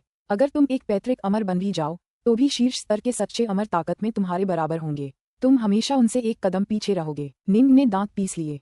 तीनों लोकों में चीजें अलग थीं। सच्चे अमर स्वर्ग के देवताओं के समान थे, जबकि दावफादर सच्चे देवताओं के समान थे। लेकिन स्वर्ग हमेशा कोई न कोई मौका जरूर छोड़ जाता है। कोई न कोई रास्ता तो जरूर होगा। निंग ने कहा। ओह, तकनीकी तौर पर तो है, जंगली कुत्ते ने कहा। लेकिन जिंदान का निर्माण क्लेश के बाद होता है, बाद में इसे उन्नत करना, ये तो दिव्य क्लेश से भी कहीं ज्यादा मुश्किल होगा। कौन सी विधि? निंग ने तुरंत पूछा। आदिकालीन अराजकता के विशेष खजाने, जंगली कुत्ते ने कहा। आदिकालीन अराजकता ने कई अद्भुत चीजों को जन्म दिया है। कुछ खजानों को एक साथ मिलाने पर जिंदान की गुणवत्ता में सुधार हो सकता है। हालांकि बहुत कम लोग जिंदान को बेहतर बनाने का ये तरीका जानते हैं और उससे भी कम लोग इन अविश्वसनीय रूप से दुर्लभ अराजकता अवयवों को ढूंढ पाते हैं। आपके लिए अपने जिंदान को बेहतर बनाना लगभग असंभव होगा, और अगर आप जरूरी अराजकता सामग्री और अपग्रेड विधि भी जुटा लेते हैं तो भी आप ज्यादा से ज्यादा अपने जिंदन को दूसरे स्तर तक ही अपग्रेड कर पाएंगे। यही तो परम सीमा है, जंगली कुत्ते ने कहा। दूसरी श्रेणी। निंग की आंखें चमक उठीं। पहला स्तर वह स्तर है जहां सच्चे अमर सच्चे देवताओं के बराबर हो जाते हैं। दूसरा स्तर सच्चे अमरों को केवल सबसे कमजोर सच्चे देवताओं के बराबर ही रहने देगा। जहां तक तीसरे स्तर की बात है, तुम्हारा स्तर, कोई भी सच्चा देवता तुम्हारा पूरी तरह से नरसंहार कर देगा, जंगली कुत्ते ने कहा। निंग ने प्रसन्नतापूर्वक कहा, दूसरा स्तर बिल्कुल ठीक है। एक कमजोर सच्चे ईश्वर के बराबर की नींव होना ही काफी था। बिल्कुल ठीक। सबसे पहले बहुत कम लोग जिंदन अपग्रेड विधि जानते हैं। आवश्यक अराजकता सामग्री प्राप्त करना और भी कठिन है। जंगली कुत्ते ने निंग की ओर देखा। वरिष्ठ, मुझे आश्चर्य है कि निंग उत्सुकता से जवाब का इंतजार कर रहा था। मैं सचमुच जिंदान को उन्नत करने का एक तरीका जानता हूँ। जंगली कुत्ते ने अपना सिर हिलाया। हालांकि मैं तुम्हें ये बिना किसी कारण के नहीं सिखा सकता, लेकिन हाँ, अगर तुम उस विश्व स्तरीय विशेषज्ञ को यहाँ ला सको तो मैं तुम्हें तुरंत जिंदान को उन्नत करने का तरीका सिखा दूंगा। निंग ने जल्दी से कहा, वरिष्ठ, मैं जितना ताकतवर हूँगा मेरा रुतबा उतना ही ऊंचा होगा। तभी मुझे उस व्यक्ति से मिलने का मौका मिलेगा। मुझे जो कुछ कहना था वह सब कह चुका हूँ। विश्व स्तरीय विशेषज्ञ को यहाँ लाओ। अगर वह व्यक्ति नहीं आता है तो तुम अपने ज्येष्ठ देवताओं और अमर पूर्वजों जैसे किसी और को लाने के बारे में भूल जाओ। उनके आने का कोई मतलब नहीं है। जंगली कुत्ते ने अपनी आंखें बंद कर लीं। वरिष्ठ, वरिष्ठ। निंग ने जंगली कुत्ते को काफी देर तक बार बार पुकारा, लेकिन जंगली कुत्ते ने उसे पूरी तरह से अनसुना कर दिया। ऐसा अभिनय किया जैसे वह सो रहा हो। निंग समझ गया, जंगली कुत्ता बिना किसी प्रेरणा के कोई कदम नहीं उठाने वाला था। जैसा कि कहावत है, जब तक आप खरगोश को न देख लें तब तक आप शिकारी बाज को नहीं छोड़ते। ये प्राचीन ज्येष्ठ देव निंग को इतना कुछ बताने के लिए केवल इसलिए तैयार थे क्योंकि मानुवा का अस्तित्व था। हालांकि ज्येष्ठ देव निंग की मदद करने के लिए बिल्कुल भी तैयार नहीं थे जब तक कि उन्हें ऐसा करने के लिए कोई प्रोत्साहन न दिया जाए। आधे दिन बाद, वरिष्ठ, निंग का क्लोन एक बार फिर भोजन और शराब की लकड़ी की थाली ले जा रहा था, लेकिन इस बार वह गंदे दिखने वाले बूढ़े आदमी की ओर चल रहा था। अब जाकर निंग को समझ आया कि पेंजिया के अराजकता राज्य में दावफादर और एल्डर गॉड्स एक ही स्तर के माने जाते थे। ये गंदा सा दिखने वाला एल्डर शक्ति में जंगली कुत्ते के बराबर था, और सबसे खास बात वह कि रिफाइनर के रास्ते पर चल रहा था। निंग को स्वाभाविक रूप से बहुत उम्मीद जगी। बड़े देवता से बातचीत के अपने अनुभवों के कारण निंग अपने कार्यों में बहुत सावधानी बरत रहा था। वह गंदा दिखने वाला बूढ़ा भी इस जगह से जाना चाहता था और वह ये भी बता सकता था कि निंग उससे झूठ नहीं बोल रहा है। इसलिए उसने निंग को बहुत कुछ बताया। ये बूढ़ा आदमी जिंदन को उन्नत करने का एक तरीका भी जानता था और उसके पास इसे अंजाम देने के लिए आवश्यक 2 अराजकता सामग्री भी थी। हालांकि उसके पास सभी नहीं थी। हालांकि वह निंग को कुछ भी देने को तैयार नहीं था। वरिष्ठ, क्या आप कुछ बढ़िया शराब या स्वादिष्ट व्यंजन चाहेंगे? वरिष्ठ, क्या आपको किसी दास या नौकर की जरूरत है? कुछ लोग जो आपके साथ रहें, आपकी सेवा करें और आपका मनोरंजन करें। निंग जानता था कि उससे यह बात निकलवाने का कोई रास्ता नहीं है, इसलिए उसने एक नर्म रणनीति अपनाई। बच्चे, अपनी ऊर्जा बर्बाद करना बंद करो। मेरे पास एक संपदा खजाना है और संपदा के अंदर ढेरों नौकर चाकर और गुलाम रहते हैं। संपदा के अंदर तरह तरह की लाजवाब शराब और खाने पीने की चीजें हैं, बस इंतजार कर रही हैं कि कब मुझे भूख लगे। गंदे से दिखने वाले बूढ़े ने निंग को एक नजर देखा। मैं एक अमर पूर्वज हूँ। मैं अपने खजानों की ऊर्जा को फिर से भरने के लिए आदिम अराजकता की शक्ति का इस्तेमाल कर सकता हूँ। हालांकि इस कारागार ने अराजकता के अमृत को इकट्ठा करने के लिए एक भव्य संरचना तैयार की है, फिर भी मैं खुद को और अपनी संपदा खजाने को सही आकार में रखने के लिए पर्याप्त ऊर्जा इकट्ठा करने में सक्षम हूँ। निंग अवाक रह गया। वह आदमी अपने साथ नौकर चाकर और गुलाम लेकर जा रहा था। किसी और तरकीब की चिंता मत करो। इनमें से कोई भी किसी बड़े देवता या किसी अमर पूर्वज को बहका नहीं सकता। मैं तुम्हारी मदद तभी करूंगा जब तुम उस विश्व स्तरीय विशेषज्ञ को लाकर मुझे मेरी कैद से छुड़ाओगे, गंदे दिखने वाले बूढ़े ने कहा। और फिर उसने भी अपनी आंखें बंद कर लीं। निंग पर कोई ध्यान नहीं दिया। वे वास्तव में किसी भी बात पर प्रतिक्रिया नहीं देते। वह बिल्कुल जंगली कुत्ते जैसा है, बिना किसी प्रेरणा के वह कोई कदम नहीं उठाता। निंग अपनी शून्य नोक पर बैठा, बहुत असंतुष्ट भाव से दांत पीस रहा था। अगर मैं मानुवा से मिल पाता तो मैं यहाँ क्यों होता? अगर मानुवा आसपास होती तो सीमलेस गेट कोई उपद्रव करने की हिम्मत नहीं करता। वास्तव में सभी राक्षसों का स्वामी और उसकी सीमलेस गेट सेना आदिकालीन अराजकता से लौटने की हिम्मत भी नहीं कर पाती। उफ, इस कारागार में कई दावफादर और बड़े देवता कैद थे। वे सभी बेहद शक्तिशाली थे, लेकिन उनमें से कोई भी अपनी बेड़ियों को कुछ नहीं कर पा रहा था। अगर उनकी शक्ति पंगु के स्तर यानी विश्व स्तर तक बढ़ जाती, तभी वे उन्हें बलपूर्वक तोड़ पाते। मुझे क्या करना चाहिए? दावफादर या एल्डर गॉड स्तर के इन विशेषज्ञों को आदिम अराजकता के स्वर्गीय दाव की कुछ हद तक समझ है। ये सभी आदिम अराजकता से ऊर्जा निकालने में सक्षम हैं। निंग सोच में पड़ गया कि क्या किया जाए। यहाँ मौजूद सभी दिव्य अमरों को जीवित रहने के लिए आत्मा गोलियों का सेवन करना पड़ता था, लेकिन दावफादरों को नहीं। उदाहरण के लिए, वह गंदा दिखने वाला बूढ़ा आदमी अपनी संपत्ति खजाने को भी बचाए रखने में सक्षम था। सबसे अधिक संभावना यह है कि प्रत्येक बुजुर्ग देवता और पैतृक अमर देवता अभी भी चरम युद्ध शक्ति पर थे। पेंजिया का राजा अपने कारागारों में ओवसियरों को इसलिए रखता है ताकि उन पर नजर रख सके। जब भी कोई ओवसिया देखता है कि कोई ज्येष्ठ देवता या पूर्वज अमर विश्व स्तर पर प्रवेश कर रहा है और बेड़ियां तोड़ रहा है, तो ओवसिया को तुरंत राजा को सूचित करना होता है। निंग ये बात समझ गया। पेंजिया का राजा भी इन ज्येष्ठ देवताओं और पूर्वज अमरों को आदिकालीन अराजकता के स्वर्गीय दाव का ध्यान करने से नहीं रोक सका। आखिरकार आदिकालीन अराजकता का स्वर्गीय दाव तो हर जगह था, लेकिन निश्चित रूप से विश्व स्तरीय विशेषज्ञ बनना बहुत कठिन था। सामान्यतः जो सफल होने में सक्षम होते हैं, वे एक ही अराजकता चक्र के भीतर ऐसा कर लेते हैं।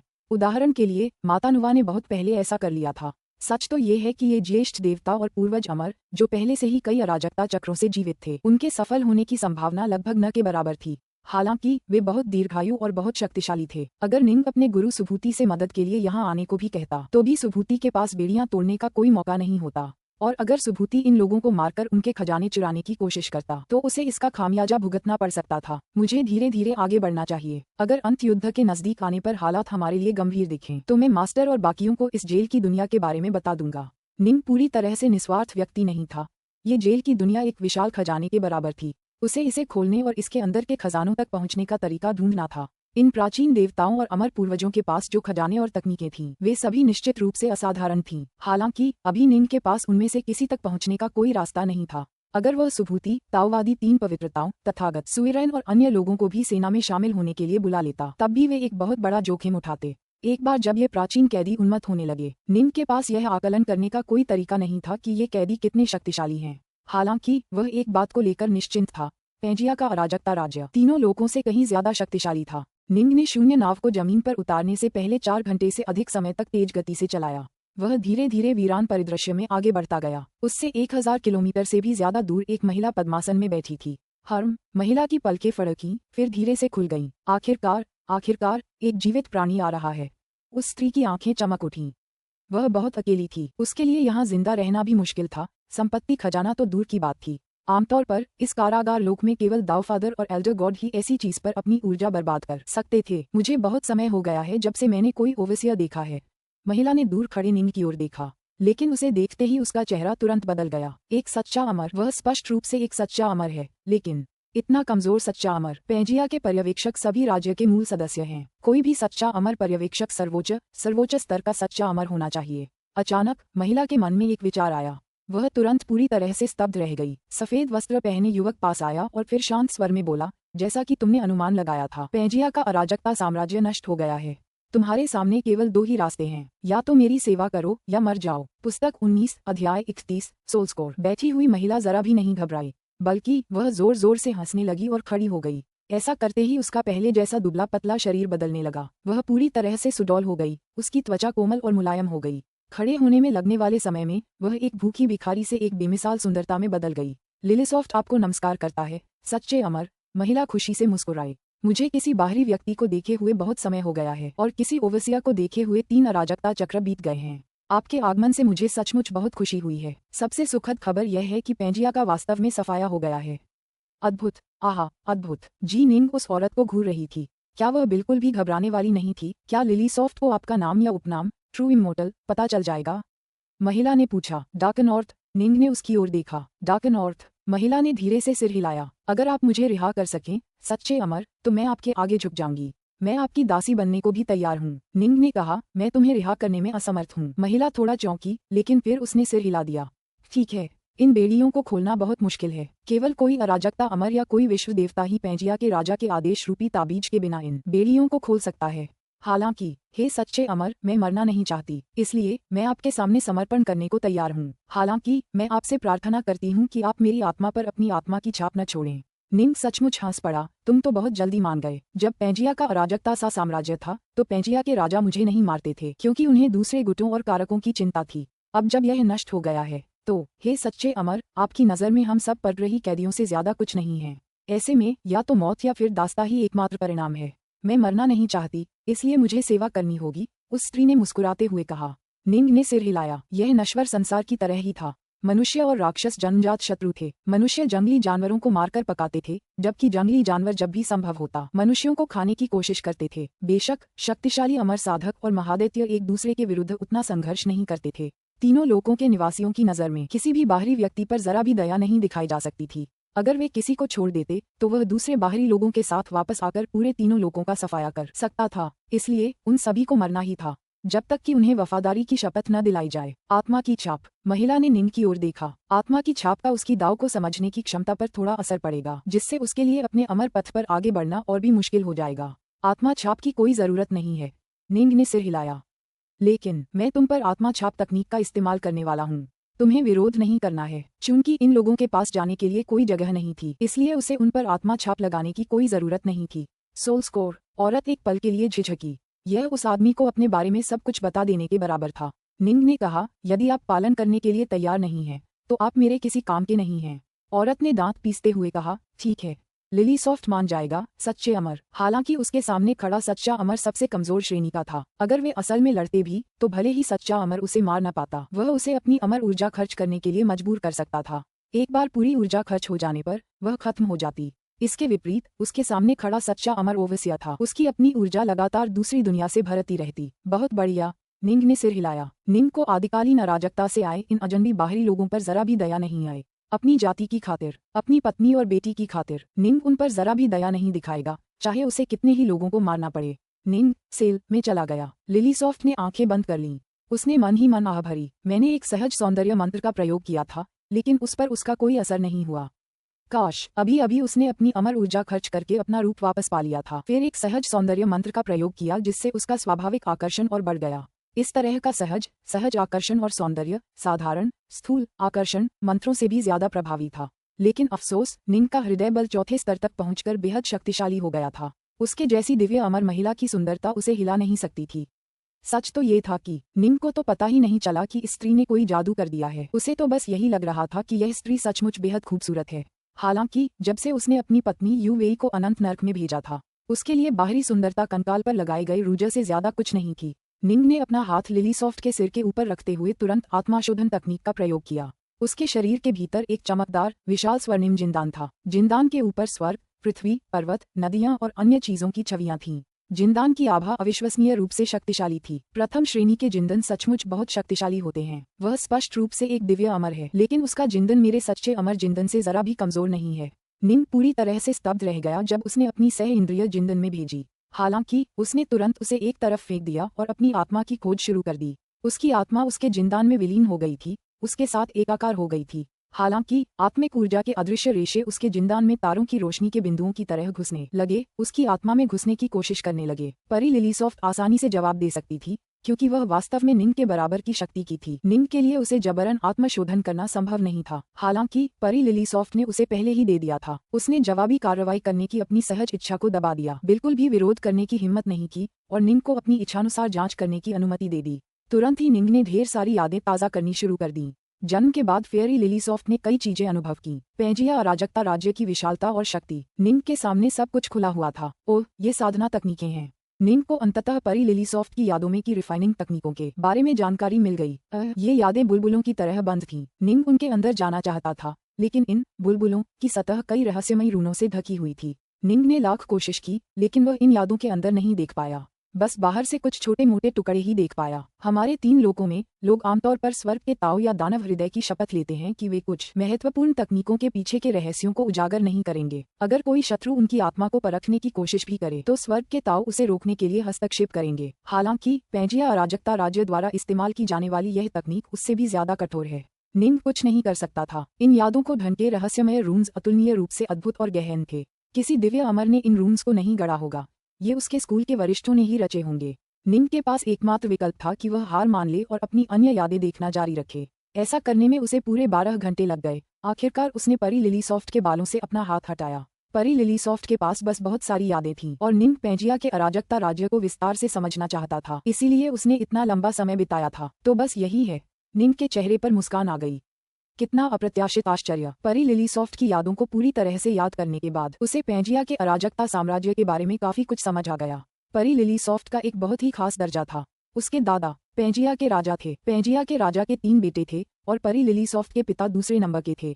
दुनिया भर में घूमते हुए दूसरे राजकुमार ने एक स्थानीय स्कूल की एक पवित्र युवती के साथ बलात्कार किया था, फिर उसे पूरी तरह भूलकर अपनी मौज मस्ती में चला गया था। आमतौर पर जितना शक्तिशाली कोई होता, गर्भधारण करना उतना ही मुश्किल होता। उदाहरण के लिए पैंजिया के राजा के 3 बच्चे विश्व स्तर पर पहुंचने से पहले ही हो गए थे, लेकिन उसके बाद कोई नहीं। दूसरे राजकुमार ने कभी सोचा भी नहीं था कि उसके इस आकस्मिक बलात्कार का परिणाम एक बेटी के रूप में होगा। एक पवित्र युवती का गर्भवती होना और बच्चे को जन्म देना। तुरंत ही अनगिनत लोगों ने उसे बेशर्म कहकर कोसा और उसका जीवन बहुत कठिन हो गया।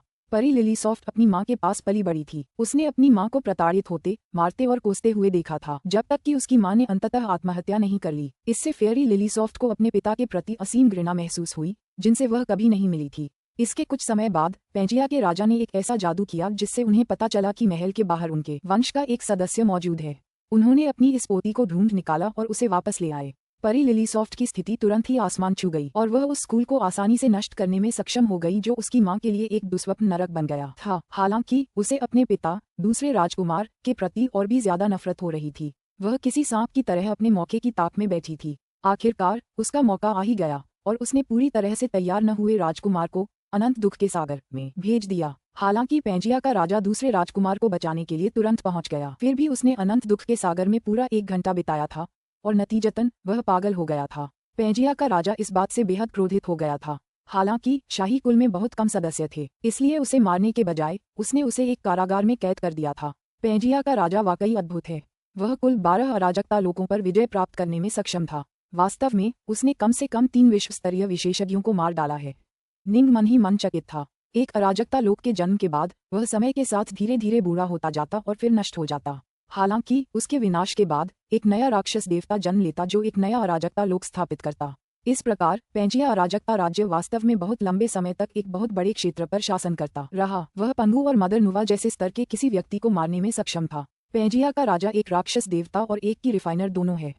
वह सचमुच अविश्वसनीय है। निंग ने आह भरी। शक्ति के संदर्भ में पेंजिया अराजकता राज्य 3 लोगों से कहीं अधिक शक्तिशाली था। हालांकि मुझे उम्मीद नहीं थी कि 5 खजानों की तलवार कला वाकई इतनी अद्भुत होगी। निंग की आंखें चमक उठीं। ऐसा तो हो ही नहीं सकता कि दाऊफादर फुजू ने ये तलवार कला बनाई हो। उन्होंने इसे कहीं न कहीं जरूर पाया होगा। परी लिलीसॉफ्ट की स्मृतियों को खंगालने के बाद ही निंग को एहसास हुआ कि केवल विश्व स्तर तक पहुंचे हुए लोग ही ऐसी तकनीक बना सकते हैं जो स्वर्गीय दास की सीमाओं को पार कर जाए। खासकर कर सकते हैं शब्द पर। हर कैओस अमर या विश्व देवता ऐसी तकनीक बनाने में सक्षम नहीं था। यहाँ तक कि मदर नुवा भी ऐसा नहीं कर पाई थी। यहाँ तक कि पेंजिया अराजकता राज्य में भी केवल 3 तकनीकें थीं जो किसी न किसी तरह से स्वर्गीय दास से आगे थीं। पेंजिया अराजकता राज्य में कुल 3 विश्व स्तरीय विशेषज्ञ थे, जिनमें पेंजिया का राजा सबसे शक्तिशाली था। हालांकि अन्य 2 विश्व स्तरीय विशेषज्ञ स्वर्गीय दास से बेहतर कोई तकनीक नहीं बना पाए थे। इन 3 में से 2 पेंजिया के राजा द्वारा निर्मित थे और तीसरा एक अराजकता लोक से आया था जिस पर उन्होंने अतीत में विजय प्राप्त की थी। स्वर्गीय दाव से भी बढ़कर तकनीकें। यहाँ तक कि पेंजिया अराजकता राज्य के ज्येष्ठ देवताओं और अमर पूर्वजों को भी राज्य के लिए कोई भी तकनीक प्रदान करने और सिखाने से पहले महान पुण्य अर्जित करने पड़ते थे। दिव्य अमर और स्वर्ग के देवता तो इन्हें सीखने के योग्य भी नहीं थे।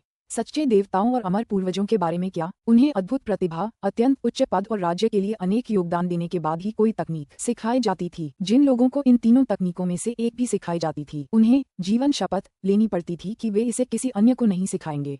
पेंजिया अराजकता राज्य में इन 3 प्रमुख तकनीकों को दूसरों तक पहुंचाने की शक्ति केवल पेंजिया के राजा के पास ही थी। सभी प्राचीन देवताओं और पूर्वज अमर प्राणियों ने इन्हें प्राप्त करने पर जीवन शपथ ली थी। दूसरे शब्दों में, इस कारागार में मैं ऐसी कोई तकनीक हासिल नहीं कर सकता जो स्वर्गीय दाव से बढ़कर हो। निंग सचमुच दंग रह गया। हालांकि हमारे 3 लोगों के दाऊफादर फुजू के पास वास्तव में ऐसी तकनीक थी। ऐसी तकनीक जिसे केवल कोई अत्यंत बुद्धिमान व्यक्ति ही विकसित कर सकता था, जिसकी शक्ति मानुवा के स्तर की हो। निंग को अचानक याद आया कि दाऊफादर फुजू के आदिकालीन अराजकता में मरने से पहले ही उन्होंने इस विरासत को दूसरों को सिखाने का इंतजाम कर दिया था। मानो उन्हें पता था कि वे बहुत बड़े खतरे में होंगे। दाऊफादर फुजू ने जरूर 5 खजानों की तलवार कला कहीं और से हासिल की होगी। हालांकि वह जगह का खुलासा नहीं करना चाहते थे, इसलिए उन्होंने दावा किया कि उन्होंने इसे बनाया है। निंग ने मन ही मन सोचा। पुस्तक 19 अध्याय 32 प्रभुत्वशाली सच्चे देवता और सच्चे अमर। लिलीसॉफ्ट वहीं खड़ी रही, एक शब्द भी बोलने की हिम्मत नहीं जुटा पा रही थी। वह जानती थी कि उसके सामने बैठा ओवसियर कुछ सोच रहा है। आखिरकार जी निंग ने उसकी ओर देखा। बहुत बढ़िया, मुझे पता है कि तुम्हारी स्पिरिट पिल्स खत्म हो रही हैं। स्पिरिट पिल्स की यह बोतल तुम्हें कुछ समय तक जिंदा रहने के लिए काफी होगी। ये कहते हुए उसने अपने हाथ में एक जेड की बोतल निकाली जो शुद्ध यांग स्पिरिट पिल्स से भरी थी। इन गोलियों ने लिलीसॉफ्ट की आंखों में तुरंत चमक ला दी। शुक्रिया सच्चे अमर, लिलीसॉफ्ट ने बेहद सम्मान दिखाया। उसे अभी इसी की जरूरत थी। सच तो ये है कि अगर दिव्य अमर जिंदा रहने पर ध्यान केंद्रित करते और दूसरों से नहीं लड़ते तो उनकी ऊर्जा बहुत कम खर्च होती। हालांकि वे यहाँ कैद किए गए बेहुदे समय को बर्दाश्त नहीं कर पा रहे थे। अराजकता चक्र एक अविश्वसनीय रूप से लंबा समय होता था और हर अराजकता चक्र में उन्होंने जितनी अमर ऊर्जा खर्च की वह वाकई चौंकाने वाली थी। निंग ने कहा, मैं आपसे कुछ पूछना चाहता हूँ, कृपया बताइए सच्ची अमर। लिलीसॉफ्ट हैरान थी। वह आदमी उसकी सारी यादें जानता था। उसे उससे कुछ पूछने की क्या जरूरत थी। मुझे विश्वास है कि आप बता सकते हैं कि मेरा जिंदान का सबसे कमजोर प्रकार है। निंग ने कहा, मैंने सुना है कि जिंदान को बदलने और दूसरे दर्जे का बनाने के लिए अराजकता के तत्वों और विशेष तकनीकों का इस्तेमाल किया जा सकता है। इस जेल की दुनिया में अभी बहुत से कैदी हैं। मुझे उनसे अपनी जरूरत की चीजें पाने और अपने जिंदान को बेहतर बनाने के लिए क्या करना चाहिए। यद्यपि उसने उसकी यादें देखी थीं, फिर भी उसके विचार और उसकी धारणाएं उसकी अपनी ही थीं। क्या आपके पास कोई सहायक है सच्चे अमर? लिलीसॉफ्ट ने निंग की ओर देखा। मैं अकेला हूँ, निंग ने कहा। अगर ऐसा है तो, लिलीसॉफ्ट ने एक पल सोचा। यहाँ सबसे कमजोर कैदी स्वर्ग के देवता और दिव्य अमर हैं। उच्चतर स्तर के व्यक्ति सच्चे देवता और सच्चे अमर हैं, जबकि सबसे ऊंचे स्तर के व्यक्ति ज्येष्ठ देवता और पैतृक अमर हैं। अंतिम दो आदिम अराजकता की ऊर्जा को आकर्षित करने में सक्षम हैं और बहुत शक्तिशाली हैं। मुझे लगता है, सच्चे अमर, कि तुम उनका मुकाबला नहीं कर पाओगे। जहाँ तक एम्पायरियन देवताओं और दिव्य अमर प्राणियों की बात है, वे पैंजिया अराजकता राज्य के काफी कमजोर सदस्य थे, चाहे वे कितने भी विशेष क्यों न हो। और अगर उन्हें जिंदन को उन्नत करने के तरीके भी पता हों, तो उन्हें ये तरीके कभी किसी और को न सिखाने की जिंदगी भर की कसम खाने पर मजबूर होना पड़ा होगा। इसके अलावा ये लगभग नामुमकिन है कि उनमें अराजकता के मूल्यवान तत्व मौजूद हों। इस तरह अब केवल सच्चे देवता और सच्चे अमर ही बचे हैं। लिलीसॉफ्ट ने निंग की ओर देखा। केवल उन्हीं से तुम्हें वह सामग्री मिल सकती है जिसकी तुम्हें जरूरत है, लॉर्ड डार्कनॉर्थ। वे सच्चे देवता और सच्चे अमर आमतौर पर आदिम अराजकता की ऊर्जा प्राप्त करने के स्तर तक नहीं पहुंच पाए हैं, इसलिए उन्हें जीवित रहने के लिए स्पिरिट पिल्स का उपयोग करने पर भी निर्भर रहना पड़ता है। अपनी जीवन शक्ति को बनाए रखने के लिए स्पिरिट पिल्स का उपयोग करना एक बात है, लेकिन युद्ध में लड़ना बिल्कुल अलग बात है। लिलीसॉफ्ट ने निंग की ओर मुस्कुराते हुए कहा। अगर आप लगातार सच्चे देवताओं और सच्चे अमरों पर हमला करते रहेंगे, उन्हें अपनी दिव्य शक्ति या अमर ऊर्जा का उपयोग करने के लिए मजबूर करेंगे, चाहे उनके पास कितनी भी स्पिरिट पिल्स क्यों न हो, वे ज्यादा देर तक लड़ नहीं पाएंगे। अंत में उनकी ऊर्जा समाप्त हो जाएगी और वे मर जाएंगे। महामहिम, आप उन्हें अपने अधीन होने पर मजबूर कर सकते हैं, या फिर आप उन्हें मारकर उनका खजाना अपने पास रख सकते हैं। सच्चे देवताओं और सच्चे अमरों के पास जो खजाने हैं, वे स्वर्ग के देवताओं और स्वर्गीय अमरों के खजाने से कहीं बेहतर हैं। लिलीसॉफ्ट ने निंग की ओर देखा। कारागार की दुनिया बहुत विशाल है और यहाँ कई सच्चे देवता और सच्चे अमर कैदी हैं। उन्हें मार डालो या उन्हें गुलामी में धकेल दो। अगर तुम उन सभी को पूरी तरह से खत्म कर दो, मुझे विश्वास है, लॉर्ड डार्कनॉर्थ, कि तुम्हें वह मिल जाएगा जिसकी तुम्हें जरूरत है। निंग ने लिलीसॉफ्ट पर एक नजर डाली। कितना क्रूर दिमाग था उसका। वह निर्दयी थी, अपनी ही जाति के लोगों के प्रति भी। हालांकि निंग को उसकी यादों तक पहुंच थी, लेकिन सच में उसके दिमाग में ऐसा कोई विचार पहले कभी नहीं आया था। महामहिम, आपको बस उस संरचना के बाहर रहना है। आप उन पर हमला कर सकते हैं, लेकिन वे आप पर हमला नहीं कर पाएंगे। लिलीसॉफ्ट ने निंग की ओर मुस्कुराते हुए कहा। इसका एकमात्र परिणाम उनकी हार होगी। या तो वे हार मान लेंगे, या फिर नष्ट हो जाएंगे। मैं सच्चे अमर और सच्चे देवताओं के बराबर नहीं हूँ। निंग ने आह भरी। एक सच्चे ईश्वर को मारने के लिए, या एक सच्चे अमर को, जो 3 लोकों के पितामह के बराबर था। बाहरी दुनिया में निंग अपनी मौजूदा ताकत को देखते हुए ऐसी किसी चीज की कल्पना भी नहीं कर सकता, लेकिन यहाँ जेल की दुनिया में ये सचमुच संभव है। महामहिम, आपको बस धैर्य की आवश्यकता है। सभी सच्चे देवता और सच्चे अमर एक एक करके आपसे पराजित होंगे। आप उन पर प्रभुत्व जमाएंगे और उन्हें परास्त करेंगे, सिवाय उन सभी के जो आदिम अराजकता की ऊर्जा का लाभ उठा सकते हैं। लिलीसॉफ्ट ने कहा। हो सकता है कि इस कारागार की दुनिया में कुछ ऐसे लोग हों जिनके पास वह शक्ति हो, लेकिन वे निश्चित रूप से बहुत कम संख्या में हैं, 100 में 1 से भी कम। निंग हंसा। बहुत अच्छा। फिर वह मुड़ा और चला गया।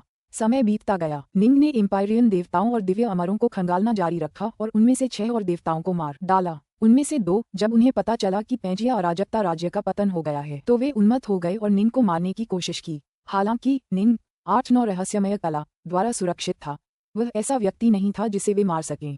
उन दोनों की स्वाभाविक रूप से मृत्यु हो गई। बाकी 4 इस खबर से वास्तव में बहुत खुश हुए और उन्होंने स्वेच्छा से निंग को अपनी आत्मा की खोज करने की अनुमति दे दी। आखिरकार उनके पास चुनने के लिए 2 ही विकल्प थे, सेवा करना या मरना।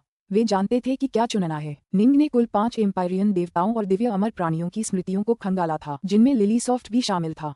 उसे पैंजिया अराजकता राज्य के बारे में तुरंत ही बहुत कुछ पता चल गया था। लगता है मुझे सचमुच उन सच्चे देवताओं और सच्चे अमरों की ओर मुड़ना होगा। निंग वहां शून्य नौक के भीतर बैठा था। स्वर्गीय अमर लिलीसॉफ्ट का जो विचार आया, वही एकमात्र संभव समाधान है। सच्चे देवता और सच्चे अमर स्वर्ग के देवताओं और स्वर्गीय अमरों से कहीं ज्यादा उच्च पदस्थ थे। ठीक त्रिलोक की तरह उनकी स्थिति में अंतर स्वर्ग और पृथ्वी के बीच के अंतर जैसा था। रुतबा, शक्ति, खजाने, ये सब बिल्कुल अलग स्तर पर थे। दरअसल पैंजिया के अराजकता राज्य में कुछ शक्तिशाली सच्चे देवताओं और कुछ खास विचारधाराओं के सच्चे अमरों को अपनी मर्जी से दाव का संचार करने की अनुमति थी, और इसलिए वे अपने साथ कुछ खास तकनीकें भी रखते थे। फुफ। शून्य नाव एक झील के ऊपर हवा में उड़ गया। झील छोटे छोटे द्वीपों से भरी हुई थी, जिनमें से एक पर एक सच्चा अमर कैदी था। द्वीप के ऊपर सच्चा अमर विंटरपीक कमल मुद्रा में बैठा था, पूरी तरह से अपने विचारों में डूबा हुआ। अचानक उसे बाहरी दुनिया से हलचल महसूस हुई और वह चौंक कर जाग गया। कोई आ रहा है। सच्चे अमर विंटरपीक ने आंखें खोलीं। उसने तुरंत सफेद वस्त्र पहने उस आकृति को देखा जो कुछ 100 किलोमीटर दूर थी। वह काफी हैरान हुआ। एक सच्चा अमर, इतनी कमजोर आभा वाला, ये तो सबसे कमजोर किस्म का सच्चा अमर है। पैंजिया अराजकता राज्य के निवासियों के लिए सच्चे अमर देवताओं का दर्जा स्वर्ग के देवताओं और दिव्य अमर देवताओं, जिन्हें एक दूसरे के बराबर माना जाता था, से कहीं ऊंचा था। निंग का असली शरीर एक फील्ड गॉड और एक की रिफाइनर दोनों था और विंटरपीक निंग के शरीर से निकलने वाली फील्ड गॉड आभा को महसूस कर सकता था, लेकिन वह निंग की शुद्ध यांग आभा पर ज्यादा ध्यान देता था। सिवाय इसके कि निंग के चारों ओर की शुद्ध यांग आभा बेहद कमजोर की। आप नए ओवरसियर हैं? सच्चे अमर विंटरपीक के चेहरे का भाव अचानक बदल गया। पेंजिया को क्या हुआ? उसने आपको यहाँ कैसे भेजा? मुझे लगता है आप समझ ही गए होंगे। पेंजिया का अराजकता साम्राज्य अब नहीं रहा। निंग हवा में खड़ा होकर बोल रहा था, ये कारागार अब मेरे हाथ में आ गया है। पिछले ओवरसियर शायद बिना किसी कारण के कैदियों पर हमला करने और उन्हें मारने की हिम्मत नहीं करते, लेकिन मैं हिम्मत करता हूँ। सच्चे अमर विंटरपीक ने उपहास किया। तुम? स्वाभाविक रूप से वह काफी अहंकारी महसूस कर रहा था। इस तरह का तुच्छ सच्चा अमर बहुत कमजोर था। विंटरपीक आसानी से उस पर हावी हो सकता था। मैं तुम्हें 2 विकल्प देता हूँ। निंग अपने सामने खड़े आदमी से निकल रहे खतरे के आभामंडल को भांप सकता था। यह आभामंडल इतना भयानक था कि लगभग 300 एम्पायरियन देवताओं और सीमलेस गेट द्वारा उसे मारने के लिए भेजे गए सच्चे अमर देवताओं की संयुक्त आभामंडल भी उसके सामने बौनी पड़ गई। पेंजिया का ये सच्चा अमर देवता निश्चित रूप से तीनों लोगों के सच्चे देवताओं और दैवीय पिताओं के समकक्ष था। निंग ने कहा, पहला विकल्प मेरे सामने समर्पण करना है, दूसरा विकल्प है मेरा विरोध करना। मैं लगातार तुम पर आक्रमण करता रहूंगा, जबकि तुम मुझ पर बिल्कुल भी आक्रमण नहीं कर पाओगे। तुम्हारी शक्ति अद्भुत है और तुम मुझसे कहीं ज्यादा शक्तिशाली हो, लेकिन जब तुम मुझसे लड़ोगे तो तुम्हारी अमर ऊर्जा समाप्त हो जाएगी। जब ये पूरी तरह समाप्त हो जाएगी तो तुम मर जाओगे। चुने, निंग ने शांति से कहा। सच्चे अमर विंटरपीक की आंखें ठंडी रोशनी से चमक उठीं। पेंजिया अराजकता राज्य के युग में इस तरह का तुच्छ सच्चा अमर उसकी उपस्थिति में भयभीत और कांप उठता। तुम अपनी क्षमताओं को जरूरत से ज्यादा आंकते हो, रेंगने वाले कीड़े। सच्चे अमर विंटरपीक ने ठंडे स्वर में कहा, मेरे क्षेत्र में रहने वाले खरबों जीवों में से कोई भी मेरी आज्ञा का उल्लंघन करने की हिम्मत नहीं कर सकता। तुम जैसा तुच्छ सच्चा अमर जो एक नीच जाति में पैदा हुआ हो। मैं यहाँ खड़ा होकर तुम्हें मुझ पर हमला करने की इजाजत दे सकता हूँ और फिर भी तुम मुझे घायल नहीं कर पाओगे। उसका अभिमान और अहंकार तथा इतने लंबे समय तक प्राप्त उसकी स्थिति उसे ऐसे कमजोर सच्चे अमर के सामने अपना सिर झुकाने से रोक रही थी। ये समझना होगा कि यद्यपि उसने एक बड़ा अपराध किया था, फिर भी पेंजिया के महान राजा ने उसे यहीं कैद करने का निर्णय लिया था। क्या ऐसा है? तो फिर मुझ जैसे तुच्छ रेंगने वाले कीड़े को अपनी शक्ति देखने दो। निंग ने हाथ हिलाया। फुश! तुरंत उसके चारों ओर कुल 729 शुद्ध यांग उड़ती तलवारें प्रकट हो गईं। उनमें से 720 मारे गए गुडहिल से आई थीं। उन सभी पर ग्रेटर 1000 स्वॉर्ड्स फॉर्मेशन के रून्स अंकित थे। निंग के चौथे चरण के हृदय बल की सहायता से वह एक ही समय में सभी 729 उड़ती तलवारों को सक्रिय और नियंत्रित करने में सक्षम था। निंग की वर्तमान आत्मा स्वर्ग के सर्वश्रेष्ठ दंडक को भी नियंत्रित करने में सक्षम थी। कुछ उड़ती तलवारों की तो बात ही छोड़िए, तुरंत ही निंग के सामने एक जेड तलवार का आकार बन गया। ग्रेटर 1000 स्वॉर्ड्स फॉर्मेशन स्तर 9। ओह, तो तुममें थोड़ी बहुत क्षमता है। सच्चा अमर विंटरपीक कमल मुद्रा में बैठा था। उसके चेहरे पर एक ठंडी मुस्कान थी। ये रेंगने वाला कीड़ा, अगर यह संरचना न होती तो विंटरपीक उसे आसानी से खत्म कर सकता था। स्विश! आसमान में प्रकाश की एक लकीर दिखाई दी जब जेड तलवार सीधे सच्चे अमर विंटरपीक की ओर बढ़ी। विंटरपीक ने बस एक ठंडी सिसकारी भरी। उसकी आंखों से सुनहरी रोशनी की एक किरण निकली और एक धमाके के साथ निंग के 9वें स्तर ग्रेटर 1000 स्वॉर्ड्स फॉर्मेशन द्वारा बनाई गई जेड तलवार तुरंत बिखर गई। ऐसा लगा जैसे निंग की तलवार की रोशनी एक अंडा हो जो चट्टान से टकराकर चकनाचूर हो गया हो। स्वाभाविक रूप से ये पूरी तरह से एक तरफा लड़ाई थी। शक्ति में अंतर बहुत अधिक था। उसके पास सचमुच एक सच्चे देवता या त्रिलोक के पिता जैसी शक्ति है। निंग को अपने जिंदान को उन्नत करने की और भी ज्यादा इच्छा होने लगी, भले ही वह सिर्फ दूसरे स्तर तक ही क्यों न हो। कम से कम शक्ति में अंतर इतना ज्यादा तो नहीं होगा। जाओ जाओ जाओ! निंग ने अपने सामने एक के बाद एक जेड तलवारें बनाईं। ग्रेटर 1000 स्वॉर्ड्स फॉर्मेशन की रोशनी बार बार चमक रही थी क्योंकि तलवारें ट्रू इमोर्टल विंटरपीक की ओर बढ़ रही थीं। सच्चे अमर विंटरपीक ने लगातार 3 हमलों को नाकाम कर दिया। आखिरकार वह भौहें चढ़ाने लगा। मैं अपनी ऊर्जा बहुत जल्दी खर्च कर रहा हूँ। अगर ऐसा ही चलता रहा तो सच्चा अमर विंटरपीक इसे स्वीकार नहीं करना चाहता था, लेकिन सच्चाई ये थी कि इस तरह से लड़ने के लिए जादुई खजानों को नियंत्रित करने में उसकी ऊर्जा बहुत जल्दी खर्च हो जाती थी। हालांकि यह आसान था। जाओ! उसके चेहरे पर क्रोध और शर्मिंदगी के भाव उभर आए और उसने गुस्से से दहाड़ते हुए कहा। तुरंत एक 30 मीटर ऊंचा कटोरे के आकार का खजाना प्रकट हुआ। इसने उस क्षेत्र को ढंक लिया जहाँ सच्चा अमर विंटरपीक स्थित था और उसकी रक्षा कर रहा था। विंटरपीक के लिए इस तरह कछुए की तरह दुबकना अपमान का कारण था, लेकिन जादुई खजाने के नीचे छिपकर वह अपनी ऊर्जा का बहुत कम उपयोग कर पा रहा था। धमाका धमाका धमाका! तलवार की रोशनी की एक के बाद एक चमक कटोरे के आकार के जादुई खजाने पर टूट पड़ी, लेकिन वे उसे तोड़ नहीं पाए। अरे! निंग ने भौहें चढ़ाईं। ग्रेटर 1000 स्वॉर्ड्स फॉर्मेशन बहुत जल्दी ऊर्जा खर्च कर देता है। अगर मैं सिर्फ बाहरी दुनिया से प्राकृतिक ऊर्जा सोखने पर निर्भर रहूं तो मुझे उसे मारने में बहुत समय लग जाएगा। अगर मैं अपनी ऊर्जा की पूर्ति के लिए स्पिरिट पिल्स का इस्तेमाल करूं तो मैं बहुत ज्यादा गोलियां खा लूंगा। लगता है मुझे कोई कम ऊर्जा वाली तरकीब निकालनी होगी। ठीक है। निंग के मन में अचानक एक विचार को आधा। उसे अपने खजाने की याद आई। 8 अग्नि कियानकुन विश्व। 8 अग्नि कियानकुन विश्व में 8 अलग अलग प्रकार की सच्ची अग्नियां थीं और उनकी प्रज्वलित शक्ति बहुत भयानक थी। निंग को बस अपनी थोड़ी सी ऊर्जा का उपयोग करके 8 अग्नि कियानकुन विश्व को सक्रिय और बनाए रखना था। इसके अलावा उसका दुश्मन 1000 किलोमीटर के क्षेत्र में फंसा हुआ था। वह 8 अग्नि कियानकुन विश्व पर बिल्कुल भी हमला नहीं कर सकता था। उसके लिए बस वहीं बैठकर भुन जाना ही एकमात्र विकल्प था। यह वाकई एक बेहतरीन तरीका था। 8 अग्नियों वाले कियानकुन विश्व की ज्वाला निंग की महान 1000 तलवारों वाली संरचना वाली तलवारों की मार से जरा भी कम नहीं थी, लेकिन इसमें ऊर्जा का इस्तेमाल बहुत कम हुआ।